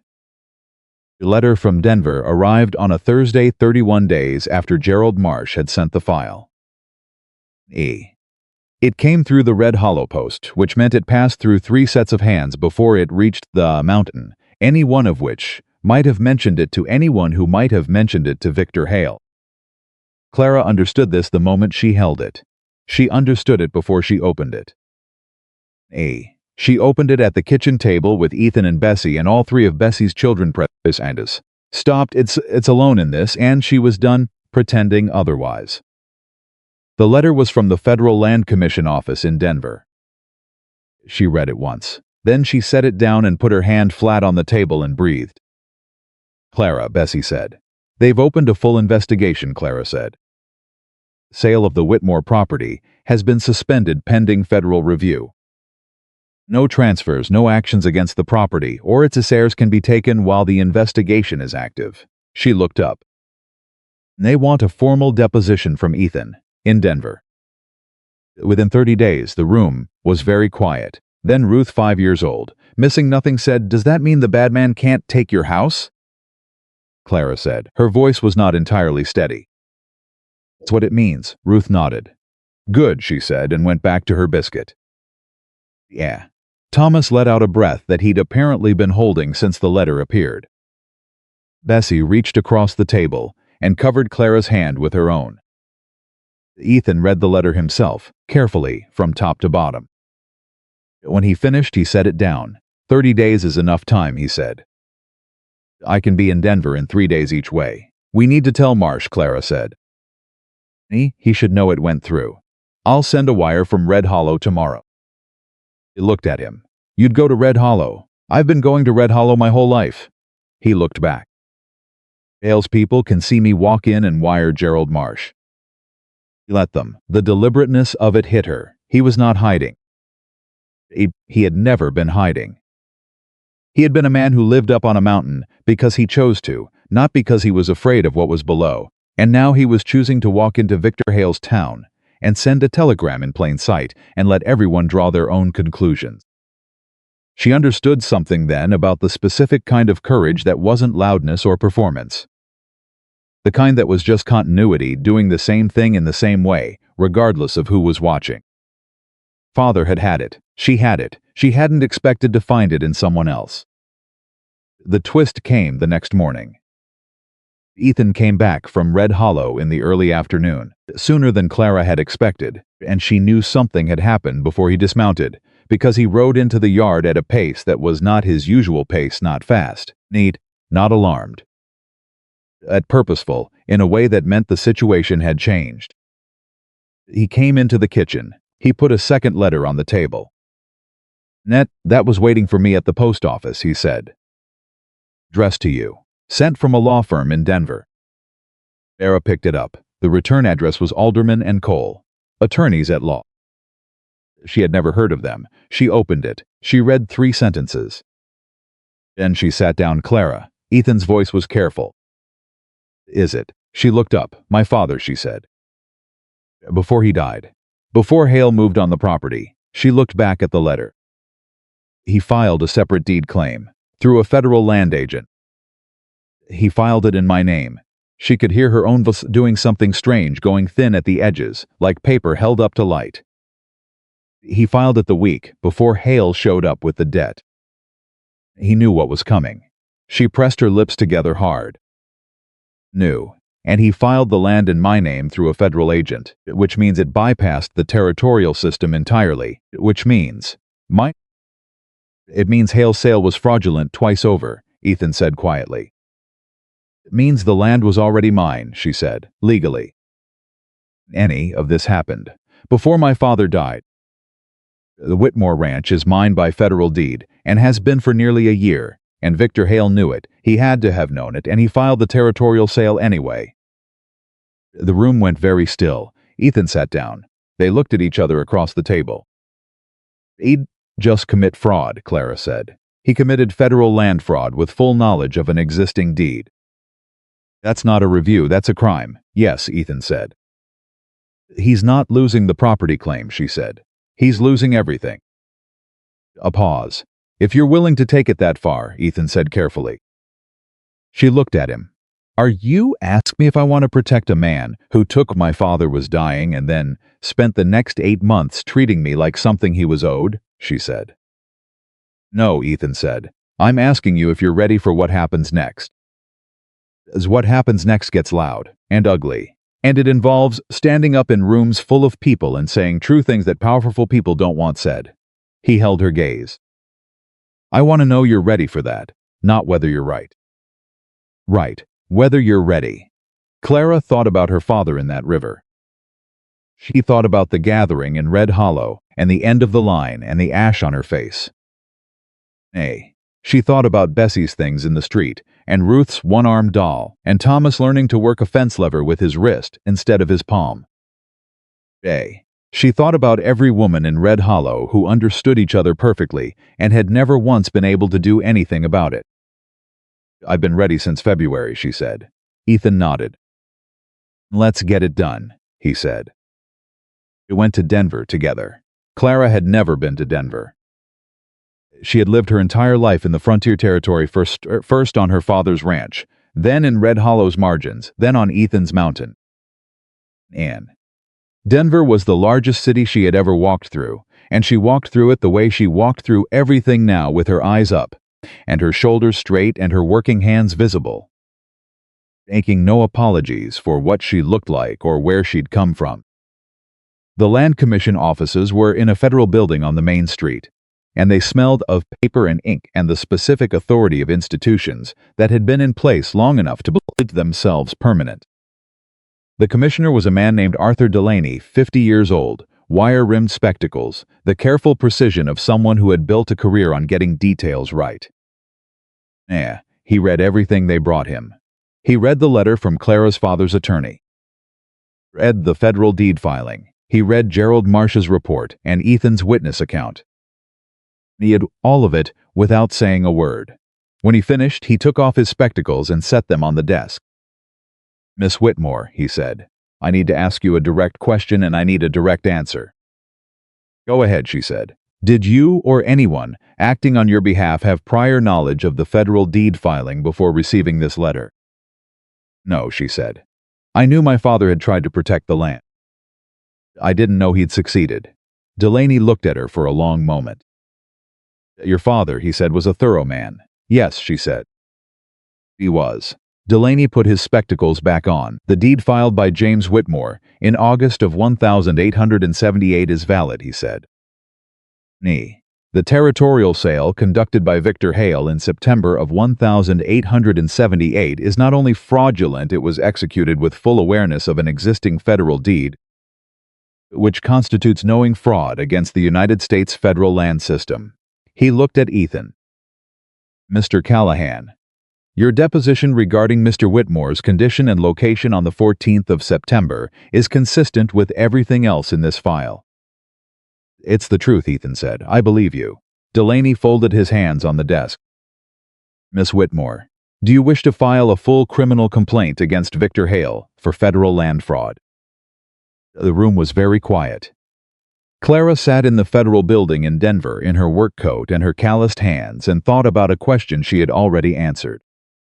"Yes," she said. Delaney opened his desk drawer and produced a form. "Then let's begin," he said. They stayed 2 nights in Denver. The first night, Clara sat in the boarding house room and wrote a letter to Bessie.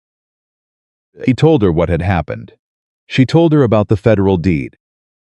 She told her that the Whitmore land was legally hers and had been for almost a year, and that the case against Hale was now in federal hands, and that she thought she believed that it was going to hold. She held the pen over the paper for a long time at the end. Then she wrote, "I think I'm coming home. Both homes, maybe. I'll explain when I get back." She sealed the letter. She sat very still for a moment. Then she got up and knocked on the door of the room at the end of the hall. Ethan opened it. He looked at her. She said, "I need to tell you something, and I want to say it before I lose my nerve." Stepped back and let her in. She stood in the center of the small room, and he stood a few feet away, and she looked at him directly the way she'd looked at things her whole life, without flinching, without softening the edges, without making it smaller than it was. "I came up to your ranch because I had nowhere else to go," she said. That was the truth, and I won't pretend otherwise. And I stayed because the wages were fair and the work was real, and I needed the time to figure out the land question. She took a breath. "Those things are still true, and they're not the whole truth anymore." Ethan was very still. "I trust you," she said. "I don't say that to most people. I don't say it because I don't mean it when I do. But I trust you, and I'm aware that I've been waiting for a reason not to, and the reasons keep not coming, and at some point a person has to be honest about what that means." He looked at her for a long moment. "Clara," he said. "Let me finish." He waited. "I know you came to that gathering because my father asked you to look after me," she said. "And I know you'd say now that it turned into something different, that you meant what you said in the shack, that it's not about the promise anymore." "I believe you." She paused. "But I need you to understand that I'm not choosing you because I need looking after. I'm done needing looking after. The land is mine, the case is filed. I have for the first time in a very long time a future that I can see the shape of." She held his gaze. "I'm choosing you because you stood beside me, not in front. Not behind. Beside. And because you've never once looked at me like I was something to be managed." The silence was complete. Ethan crossed the room. He stopped in front of her and looked at her face, her real face, the face she'd stopped hiding weeks ago with the same expression he'd been turning toward her for months, the one she'd finally stopped, pretending she didn't understand. Lifted one hand and set it very carefully against her jaw. "I'm not going anywhere," he said. "I told you that a long time ago." "I know," she said. "I'm just making sure you meant it." Meant it. She put her hand over his. She wasn't afraid. She had been afraid of so many things for so long that the absence of it felt enormous, like a room she'd expected to find crowded that turned out to be wide and open and full of light. "All right," she said softly. "All right," he said. Victor Hale was arrested on a Thursday in August. Federal marshals came to Red Hollow on a morning that Clara later heard described by 4 different people in 4 different ways, all of which agreed on the central facts, and 2 federal marshals rode in before breakfast, went directly to Hale's office on the main street, and walked out with him, between them 15 minutes later. He had his coat on, he was not in handcuffs, but he was not given a choice about the direction of travel. Clara heard about it from Bessie, who heard about it from the trading post, who heard about it from the man who had been sweeping his step when the marshals rode through. She was standing at the northeast fence line, the same fence line she'd repaired in her first week, held now, solid and tight through everything the summer had thrown at it, with her skirt came running across the skirts held up, and her face doing 6 things at once. "He's gone," Bessie said, slightly breathless. "They took him." Clara set down the fence tool. She stood there for a moment. She thought about her father. She thought about February standing in that room, in Red Hollow, with the doctor's voice still in the air and her father's hands gone cold, and every wall pressing in. And Victor Hale's man at the door the very next morning, with papers about the debt, as if he'd been waiting in the hall. She thought about ash on her face and scissors on a floor and a line of women along a fence in the July heat. She thought about a tall, quiet man in a worn leather vest, looking at her calloused hands and saying, "I don't need someone pretty. I need someone who can survive." She looked at Bessie. "Is he coming back?" she said. "Not if the federal court does what everyone thinks it's going to do," Bessie said. Nodded. She picked the fence tool back up. Bessie stared at her. "That's it?" Bessie said. "That's your reaction? You just picked the tool back up?" "Fence isn't finished," Clara said. Bessie made a sound that was somewhere between exasperation and admiration. "Clara Whitmore," she said. "You are the most." "The south corner still needs shoring," Clara said. "You want to hold the guideline or not?" Bessie held the guideline. They worked the fence through the afternoon, the 2 of them, while the summer sun moved across the mountain sky and the children played in the yard, and somewhere far below in the valley, a chapter closed. Ethan came back from his 3rd trip to Red Hollow in 2 weeks with a different quality in his face, the particular quality of a man who has been carrying something heavy and has just set it down. Found Clara in the barn. He said, "Henderson came to see me today." She kept working. "What did Henderson want?" she said. "Apologize." He said he understood now what Hale had done. Said he was sorry he'd pulled the grazing agreement. Another pause. Said he hoped we could go back to doing business. I said I'd think about it. Clara stopped working. She turned around. "You'd think about it," she said. "A man who folds that easy once will fold again," Ethan said. "I'd rather know what I'm working with before I commit to anything." He leaned against the stall. "But probably yes, eventually. People aren't all the way one thing or another." She looked at him. "You sound like someone I used to know," she said. He raised an eyebrow. "My father," she said. "He used to say, 'Don't write a man off for being afraid. Write him off for staying afraid.'" Ethan was quiet for a moment. "Your father was smart," he said. She said. "He also made mistakes and tried to fix them, and loved the people around him better than he loved himself, which is both a flaw and a gift depending on the day." She turned back to the work in her hands. "That letter he filed," she said. "The federal deed. He must have known what it would mean for me. He had to have known that if anything happened to him, if Hale moved, he filed it so I'd have a path. Even if I didn't know I had it. He knew you'd find it," Ethan said.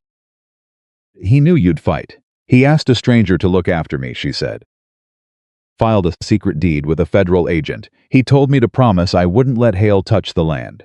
She shook her head slowly. "He was fighting for me right up to the end, even when he didn't have anything left to fight with." "What people do," Ethan said quietly, "for the ones they love.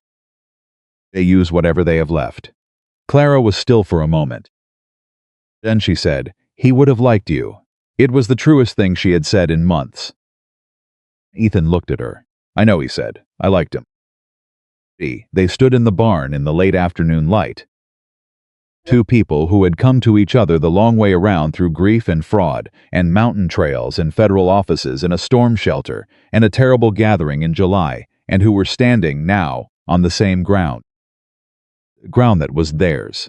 Ethan, she said. Clara. He looked at her. On the mountain, she said. My land is down in the valley, and I'll need to deal with it, rebuild the ranch house. Clear the debts that were legitimate, figure out what's salvageable.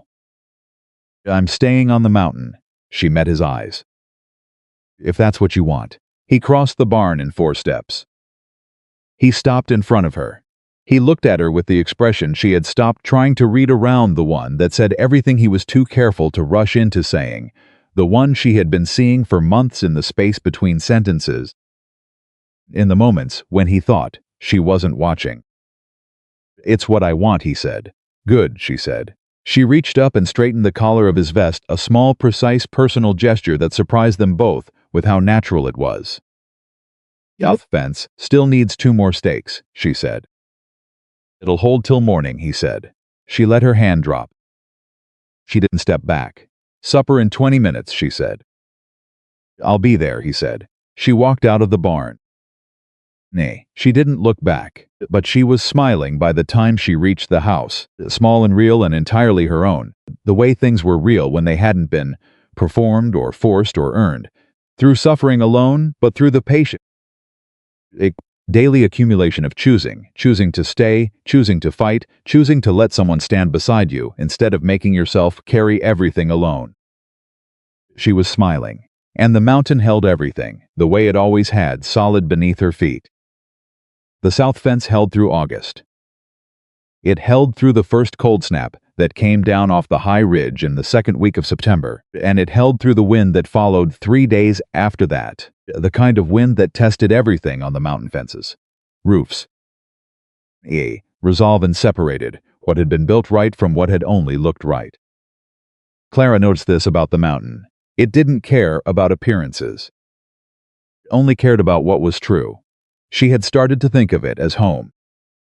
Not in the way she had thought of her father's ranch as home that was love, deep and rooted, and full of childhood and memory.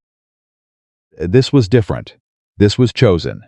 This was a place she had come to by accident and stayed in by decision, and the difference between those 2 things was the difference between belonging and ownership. Belonged here. She had decided to. The letter from the Federal Land Commission arrived on a Tuesday in late September, and it said, in the careful formal language of institutions that had learned to say large things in small words, that the investigation into the sale of the Whitmore property had concluded. The sale had been found fraudulent on 3 separate counts. That Victor Hale had been referred to federal prosecution. And that the Whitmore property, by virtue of the valid federal deed filed by James Whitmore in August of 1878, was confirmed in its entirety as the legal property of Clara Ann Whitmore, free and clear of any territorial claim or debt arrangement. At the kitchen table. Ethan was across from her, watching her face. She set the letter down. She looked at it for a moment. Then she said, "It's done. All of it," he said. "All of it." He was quiet. She looked up and found him watching her with that expression, the one she had stopped trying to look away from months ago, the one that had nothing in it except the specific truth of what she meant to him, unperformed and unguarded. "My father did it," she said. "In the end, he filed that deed and it held, and it was enough." She pressed one hand flat on the letter. "You did it," Ethan said. "You carried the letter for 8 months. You stood your ground in that yard when Hale came. You rode to Buena Vista and you went to Denver and you filed the complaint." He held her gaze. "James Whitmore gave you the tools. You built the case." She looked at him for a long moment. She was not going to cry. She had made that decision in February and kept it through everything, and she was going to keep it now. It was close. "I want to go down to the ranch," she said. "Whitmore Ranch." "I know," he said. "Will you come with me?" "Yes," he said, without hesitation. without a single qualification. Just yes. She folded the letter and put it in her coat pocket. She said, "We go tomorrow." They rode down to the valley in the early morning, just the two of them, and the trail was familiar now, in a way it had not been 4 months ago, when Clara had ridden up it for the first time on a roan mare named June. Carrying ash on her face, and a dead man's letter in her saddlebag, and exactly nothing she could call certainty. She knew every bend now. She knew where the trail dropped and where it opened, and where the creek crossing ran shallow in September versus how it ran in July. She knew this mountain the way she'd known her father's ranch in her body, not just her mind. Whitmore property sat 3 miles east of Red Hollow, and they came at it from the north field, which Clara had not seen in nearly a year. She pulled June up at the fence line and looked. The house was still standing. That surprised her. She had half expected Hale to have done something to it, torn it down, stripped it, turned it into something unrecognizable. But it was standing, though it had the particular look of a place that had been left alone for too long. The kitchen garden was gone to weeds. The fence lines needed work. The barn door hung at an angle that told her the top hinge had given out. The bones were good. Her father had built good bones. She sat on June and looked at it and felt something move through her chest that was not grief exactly and not joy exactly, but some specific combination of the two that she had no clean word for. Something that said, "This is real, and it is yours, and the person who made it loved you enough to fight for it even when he had nothing left to fight with." "Needs work," Ethan said beside her. "Everything worth having does," she said. He looked at her. "That's your father talking," he said. She said. They sat there for another moment. Then Clara clicked her tongue and June walked forward through the gate, and she rode onto her own land for the first time in a year, and the ground was solid under the mare's feet, and it was hers. She didn't move back immediately. This surprised people. It surprised Bessie, who had assumed that the return of the land meant the return to the land, and who said so directly at supper 3 days after the letter arrived. "On back?" Bessie said. "I'm going to fix it up," Clara said. "I'm going to repair it, and make it right and figure out what it can be. But I'm not, no." She looked at her plate. "I'm not going to live there alone." Bessie looked at Ethan. Ethan looked at his coffee. "The ranch can run as a satellite property," Clara said, with the particular tone of someone who has thought this through and is now explaining a decision they've already made. "I can run cattle on the lower pasture. Lease the north field to the Hendersons if they want it on my terms, with my agreement, with a clause that lets me pull out if they don't hold up their end. It doesn't need to be lived in to be worked. And you'll live here," Bessie said. "I'll live here," Clara said. Bessie looked at Ethan again. This time Ethan looked up. "Bessie," he said mildly. "I didn't say a word," Bessie said. "You were about to say several." "I was going to say that I think that's a fine decision," Bessie said with great dignity. "I was going to say nothing else." "Good," Clara said. "I was also going to say that Thomas has been asking if he can help with the Whitmore repairs, because he wants to learn carpentry and the barn hinge is the kind of job that teaches you things." Clara looked across the table at Thomas. He had developed it over the course of the summer, the specific brand of 12-year-old dignity that meant he was deeply interested in this conversation and trying very hard to appear otherwise. "Want to learn carpentry?" she said. "Yes, ma'am," he said. "You'd have to do it right. No cutting corners on the structural work." "No, ma'am, and you'd have to carry your own tools." "I've got tools," he said. Then, slightly less certain, "I can get tools." Ethan said, without looking up from his coffee, "There's a spare set in the barn." He heard Hook on the left. Thomas was out of his chair and heading for the door before the sentence was fully finished. Bessie watched him go. She looked at Ethan. She said very quietly, "Thank you." Ethan said, the tools were just sitting there. They both knew that was not what she was thanking him for. The work on the Whitmore ranch began the following Monday, and it became, in ways Clara had not anticipated, the project that changed everything. Not just the property, everything. Word got out the way everything got out in frontier territory. through a chain of conversations that moved faster than written correspondence ever could, that Clara Whitmore was rebuilding her father's ranch with her own hands, and a mountain cowboy, and a widow's 12-year-old boy, and that the Federal Land Commission had ruled in her favor, and that Victor Hale was facing prosecution in a Denver court. Not many at first. Mrs. Hargrove from the boarding house rode out on the third day with a basket of food and stayed to help with the kitchen garden, working alongside Clara for 4 hours without being asked and without making a production of it. Just two women on their knees in the dirt pulling weeds. The Hendersons sent their youngest son with a message saying they'd heard the north fence needed rails, and they had timber they weren't using.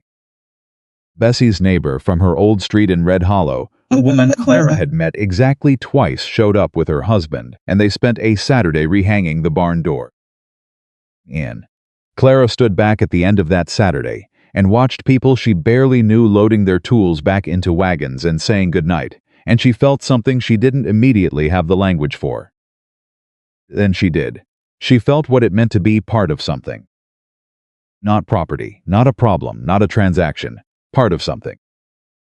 She went to find Ethan. He was at the fence line, finishing the last of the North Rail work with Thomas, both of them moving with the easy coordination of people who had been long enough to not need to talk through it.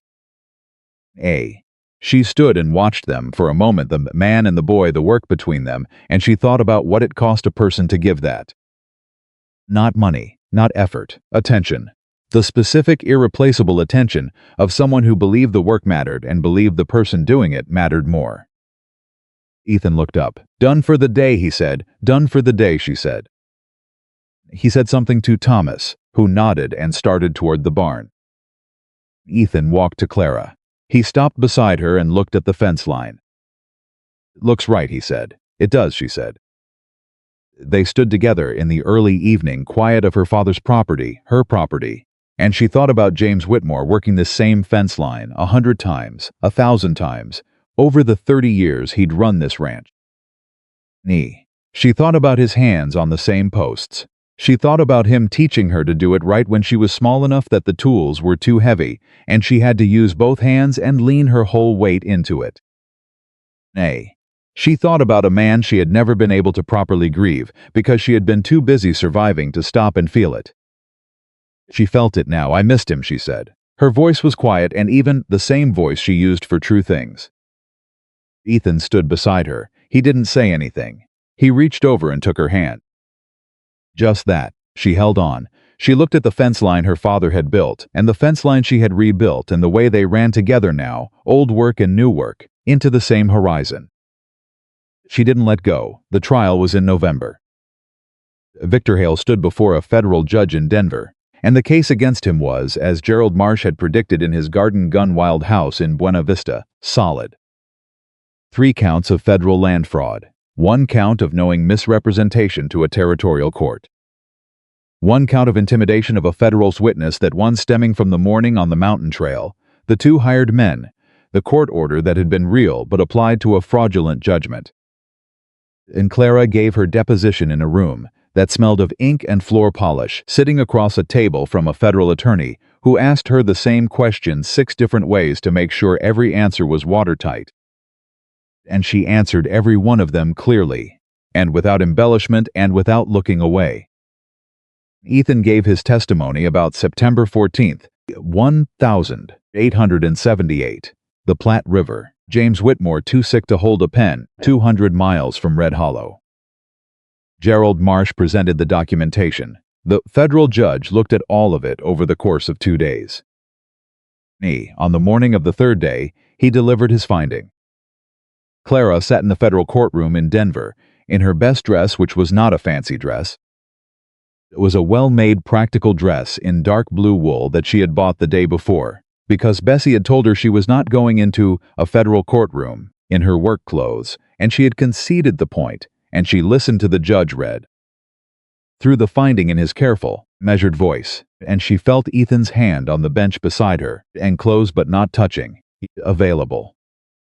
She reached over and put her hand on his. He turned his palm up.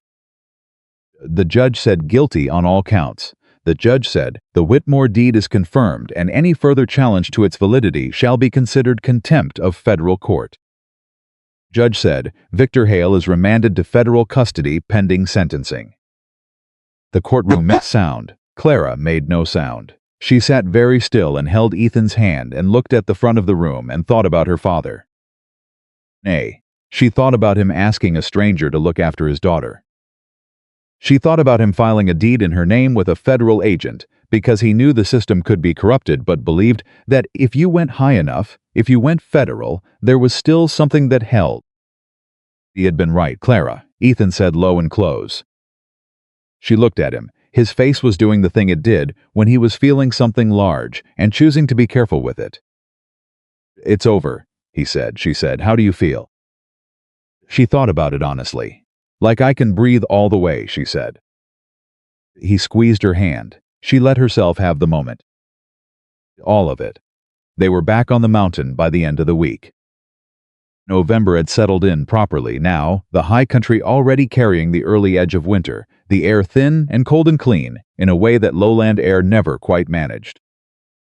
And Clara came out of the house in the pre-dawn and stood in the yard and breathed it, and felt it move through her all the way to her bones. He had a decision to make. She had been carrying it for 2 weeks, since Denver, since the verdict. Since the specific moment when everything she had been fighting toward had been achieved, and she had stood up from that courtroom bench and realized that the future was no longer a problem to be solved. It was a question to be answered. She found Ethan at the barn.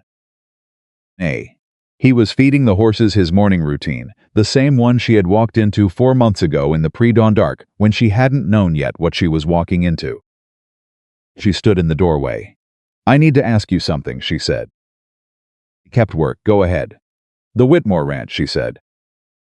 "I've been thinking about what to do with it, long term." She paused. "I don't want to lease it out. I don't want to sit on it and let it go to weeds. I want it to be something." "What kind of something?" She had thought about this carefully. She had turned it over for 2 weeks and looked at it from every angle, and she was certain. "A way station," she said. "For women who need somewhere to land." She watched his face. "The frontier is full of them. Women like Bessie was like I was. Women who've lost property through fraud or been abandoned or had their options taken. There's nowhere for them to go. The church turns them away if they don't fit the right story. The town looks at them the way Red Hollow looked at me." She held his gaze. "My father's ranch has a solid house and good land, and it's on a federal deed that can't be touched. I want to use it for something real."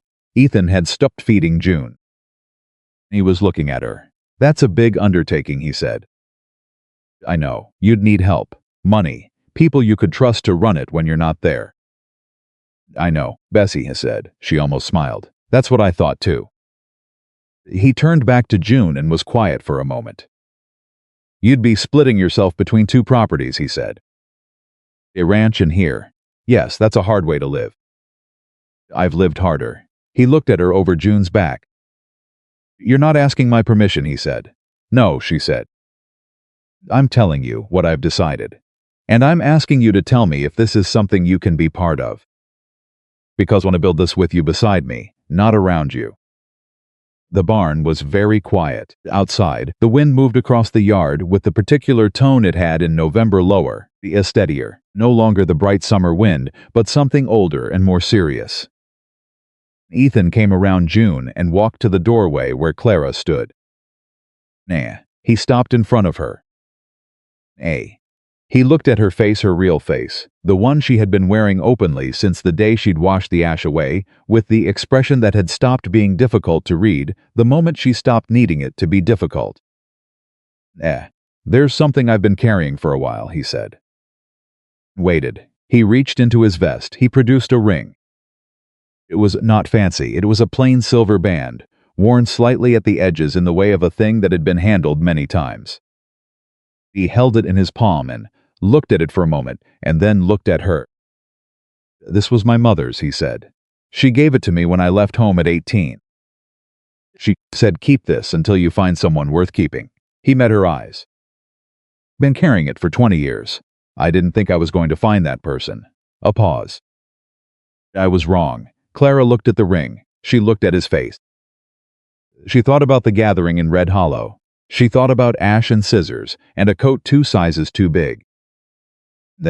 She thought about the end of the line and a man who had stopped in front of her and said, "I don't need someone pretty. I need someone who can survive." She thought about what it meant to be seen accurately. To be chosen for the right reasons. To have someone stand beside you, not in front, not behind, and stay. "Ethan," she said. "You can say no," he steadied. "Honest. I mean everything I said in that barn last summer." "You're free. Whatever you decide, I'm not going anywhere. Work stands regardless." "I know that," she said. "Then, you know this isn't me trying to claim you," he said. Me asking. "If you want to build something, that's ours. The mountain and the valley ranch and whatever comes next. Together." She looked at the ring in his palm. She thought about her father saying, "Don't let Hale touch this land. Nah, don't let him touch you." She thought about what she'd built instead. In spite of everything the land reclaimed, the fraud exposed, the future she could see the shape of. She thought about Bessie's children doing their schoolwork at the kitchen table, and Thomas learning to use a fence lever from his wrist, and Ruth explaining Margaret's adventures to anyone who would sit still long enough to listen. She thought about being part of something. She reached out. She took the ring from his palm. She held it for a moment. Then she held it back out to him. He looked at her. "Put it on me," she said. Something moved across his face, brief and enormous, and quickly gathered back to its usual steadiness, but she caught it, the way she caught everything about him now. He took the ring, he took her hand, he slid the ring onto her finger. It fit. Of course it fit. The things that were right always did. She looked at it on her hand. She looked at him. "The way station was going to be called the Whitmore House," she said. "I'm keeping the name. The land is still my father's land." She paused. "But I think the woman running it might have a different name." Ethan looked at her. "Clara Callahan," he said quietly. "Clara Whitmore Callahan," she said, "both. He deserves to be remembered." "Yes," Ethan said. The winter came down hard that year. December brought 3 feet of snow on the high ridge, and temperatures that sent the ranch animals deep into the barn, and kept everyone close to the fire in the evenings. It was the kind of winter that tested character and revealed it, that stripped away everything that wasn't necessary and left only what was real. What was real on Ethan Callahan's mountain ranch in the winter of 1879 was this: a man and a woman who had found each other the long way around. A widow rebuilding her life in a bunkhouse that had been converted, gradually and without announcement, into something that looked more like a home every week. 3 children who had started the summer with nothing and were ending it with a kitchen table and a place to sleep, and a 12-year-old boy who could now replace a fence hinge properly and knew it. What was real was the Whitmore house, which opened in the spring on the Valley Ranch with Bessie Crane as its superintendent, and 2 women in the first month and 4 in the second, and a small but growing reputation among the Frontier Network's church, women, midwives, trading post operators, as a place where a woman in trouble could go and be received without judgment and without a price. What was real was Clara, who rode between the mountain and the valley, twice a week through the spring, overseeing both, moving between both lives with the ease of someone who had stopped pretending that existing in one place required erasing another. She was the mountain and the valley both. She had always been both. She just knew it now. What was real was the conversation she had with Mrs. Hargrove in May, standing in the kitchen of the Whitmore house. When the older woman said, "You know what I thought when you walked into that gathering last July with ash on your face?" "What?" Clara said. "I thought that girl's going to either destroy herself or change everything, Mrs. Hargrove looked at her. "I'm glad it was the second one." Clara looked around the kitchen, the clean surfaces, the orderly shelves, the sound of children from the next room, the particular quality of a space that had been given a new purpose. "My father built this kitchen," she said. "I know, Mrs. Hargrove said. "He'd like what it's for now. I think he'd like you, Mrs. Ergrove said. If he could see what you became. Clara was quiet for a moment. He saw it, she said. He told a stranger on a river that his daughter was the most capable person he'd ever known. She straightened a jar on the shelf. He saw it. In June, exactly 1 year after the gathering at Red Hollow, Clara stood on the north ridge of Ethan's mountain and looked out at the valley below. Summer was back, the air was warm and bright, and full of the particular quality of a high-country July impossible blue sky, wind that came and went like conversation, the smell of everything growing because it finally could. She heard Ethan come up behind her. He stopped beside her. They looked at the valley. 1 year, he said. 1 year, she said.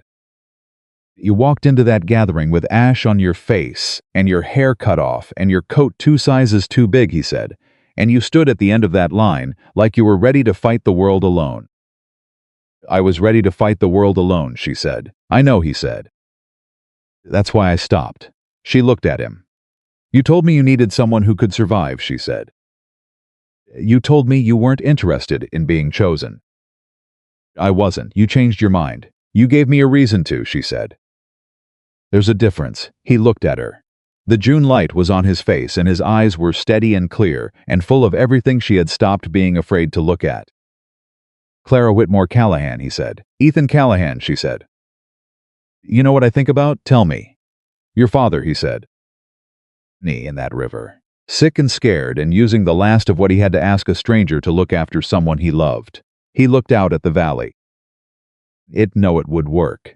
He couldn't have known. He just believed that if he used what he had, that if he kept fighting with whatever was left, something would hold. Clara looked at the valley. She thought about James Whitmore in the Platte River. She thought about a letter filed with a federal agent in August of 1878. She thought about a ring carried for 20 years in a vest pocket, waiting for the right person. She thought about the things people did for love when love was all they had left to do anything with. Something held, she said. Something held, he said. She reached over and took his hand. He held it the way he held everything she gave him, carefully, completely, without pretending it cost him nothing. The summer spread out below them, the valley and the mountain, and the ranch and the Whitmore house and everything built and rebuilt and still standing, the way things stood when they'd been built right and built together. And Clara Whitmore Callahan stood on her mountain with her husband beside her, and the wind in her face and the whole long future opening out ahead, like land she hadn't mapped yet but knew bone deep, and certain she had the strength to work. She had always had the strength. She just needed someone to stand beside her long enough that she stopped having to prove it to herself first. It was love, not a rescue, not a surrender, not a transaction or an arrangement or a claim filed on another person's life. Just 2 people, choosing the same ground, standing on it together, and holding,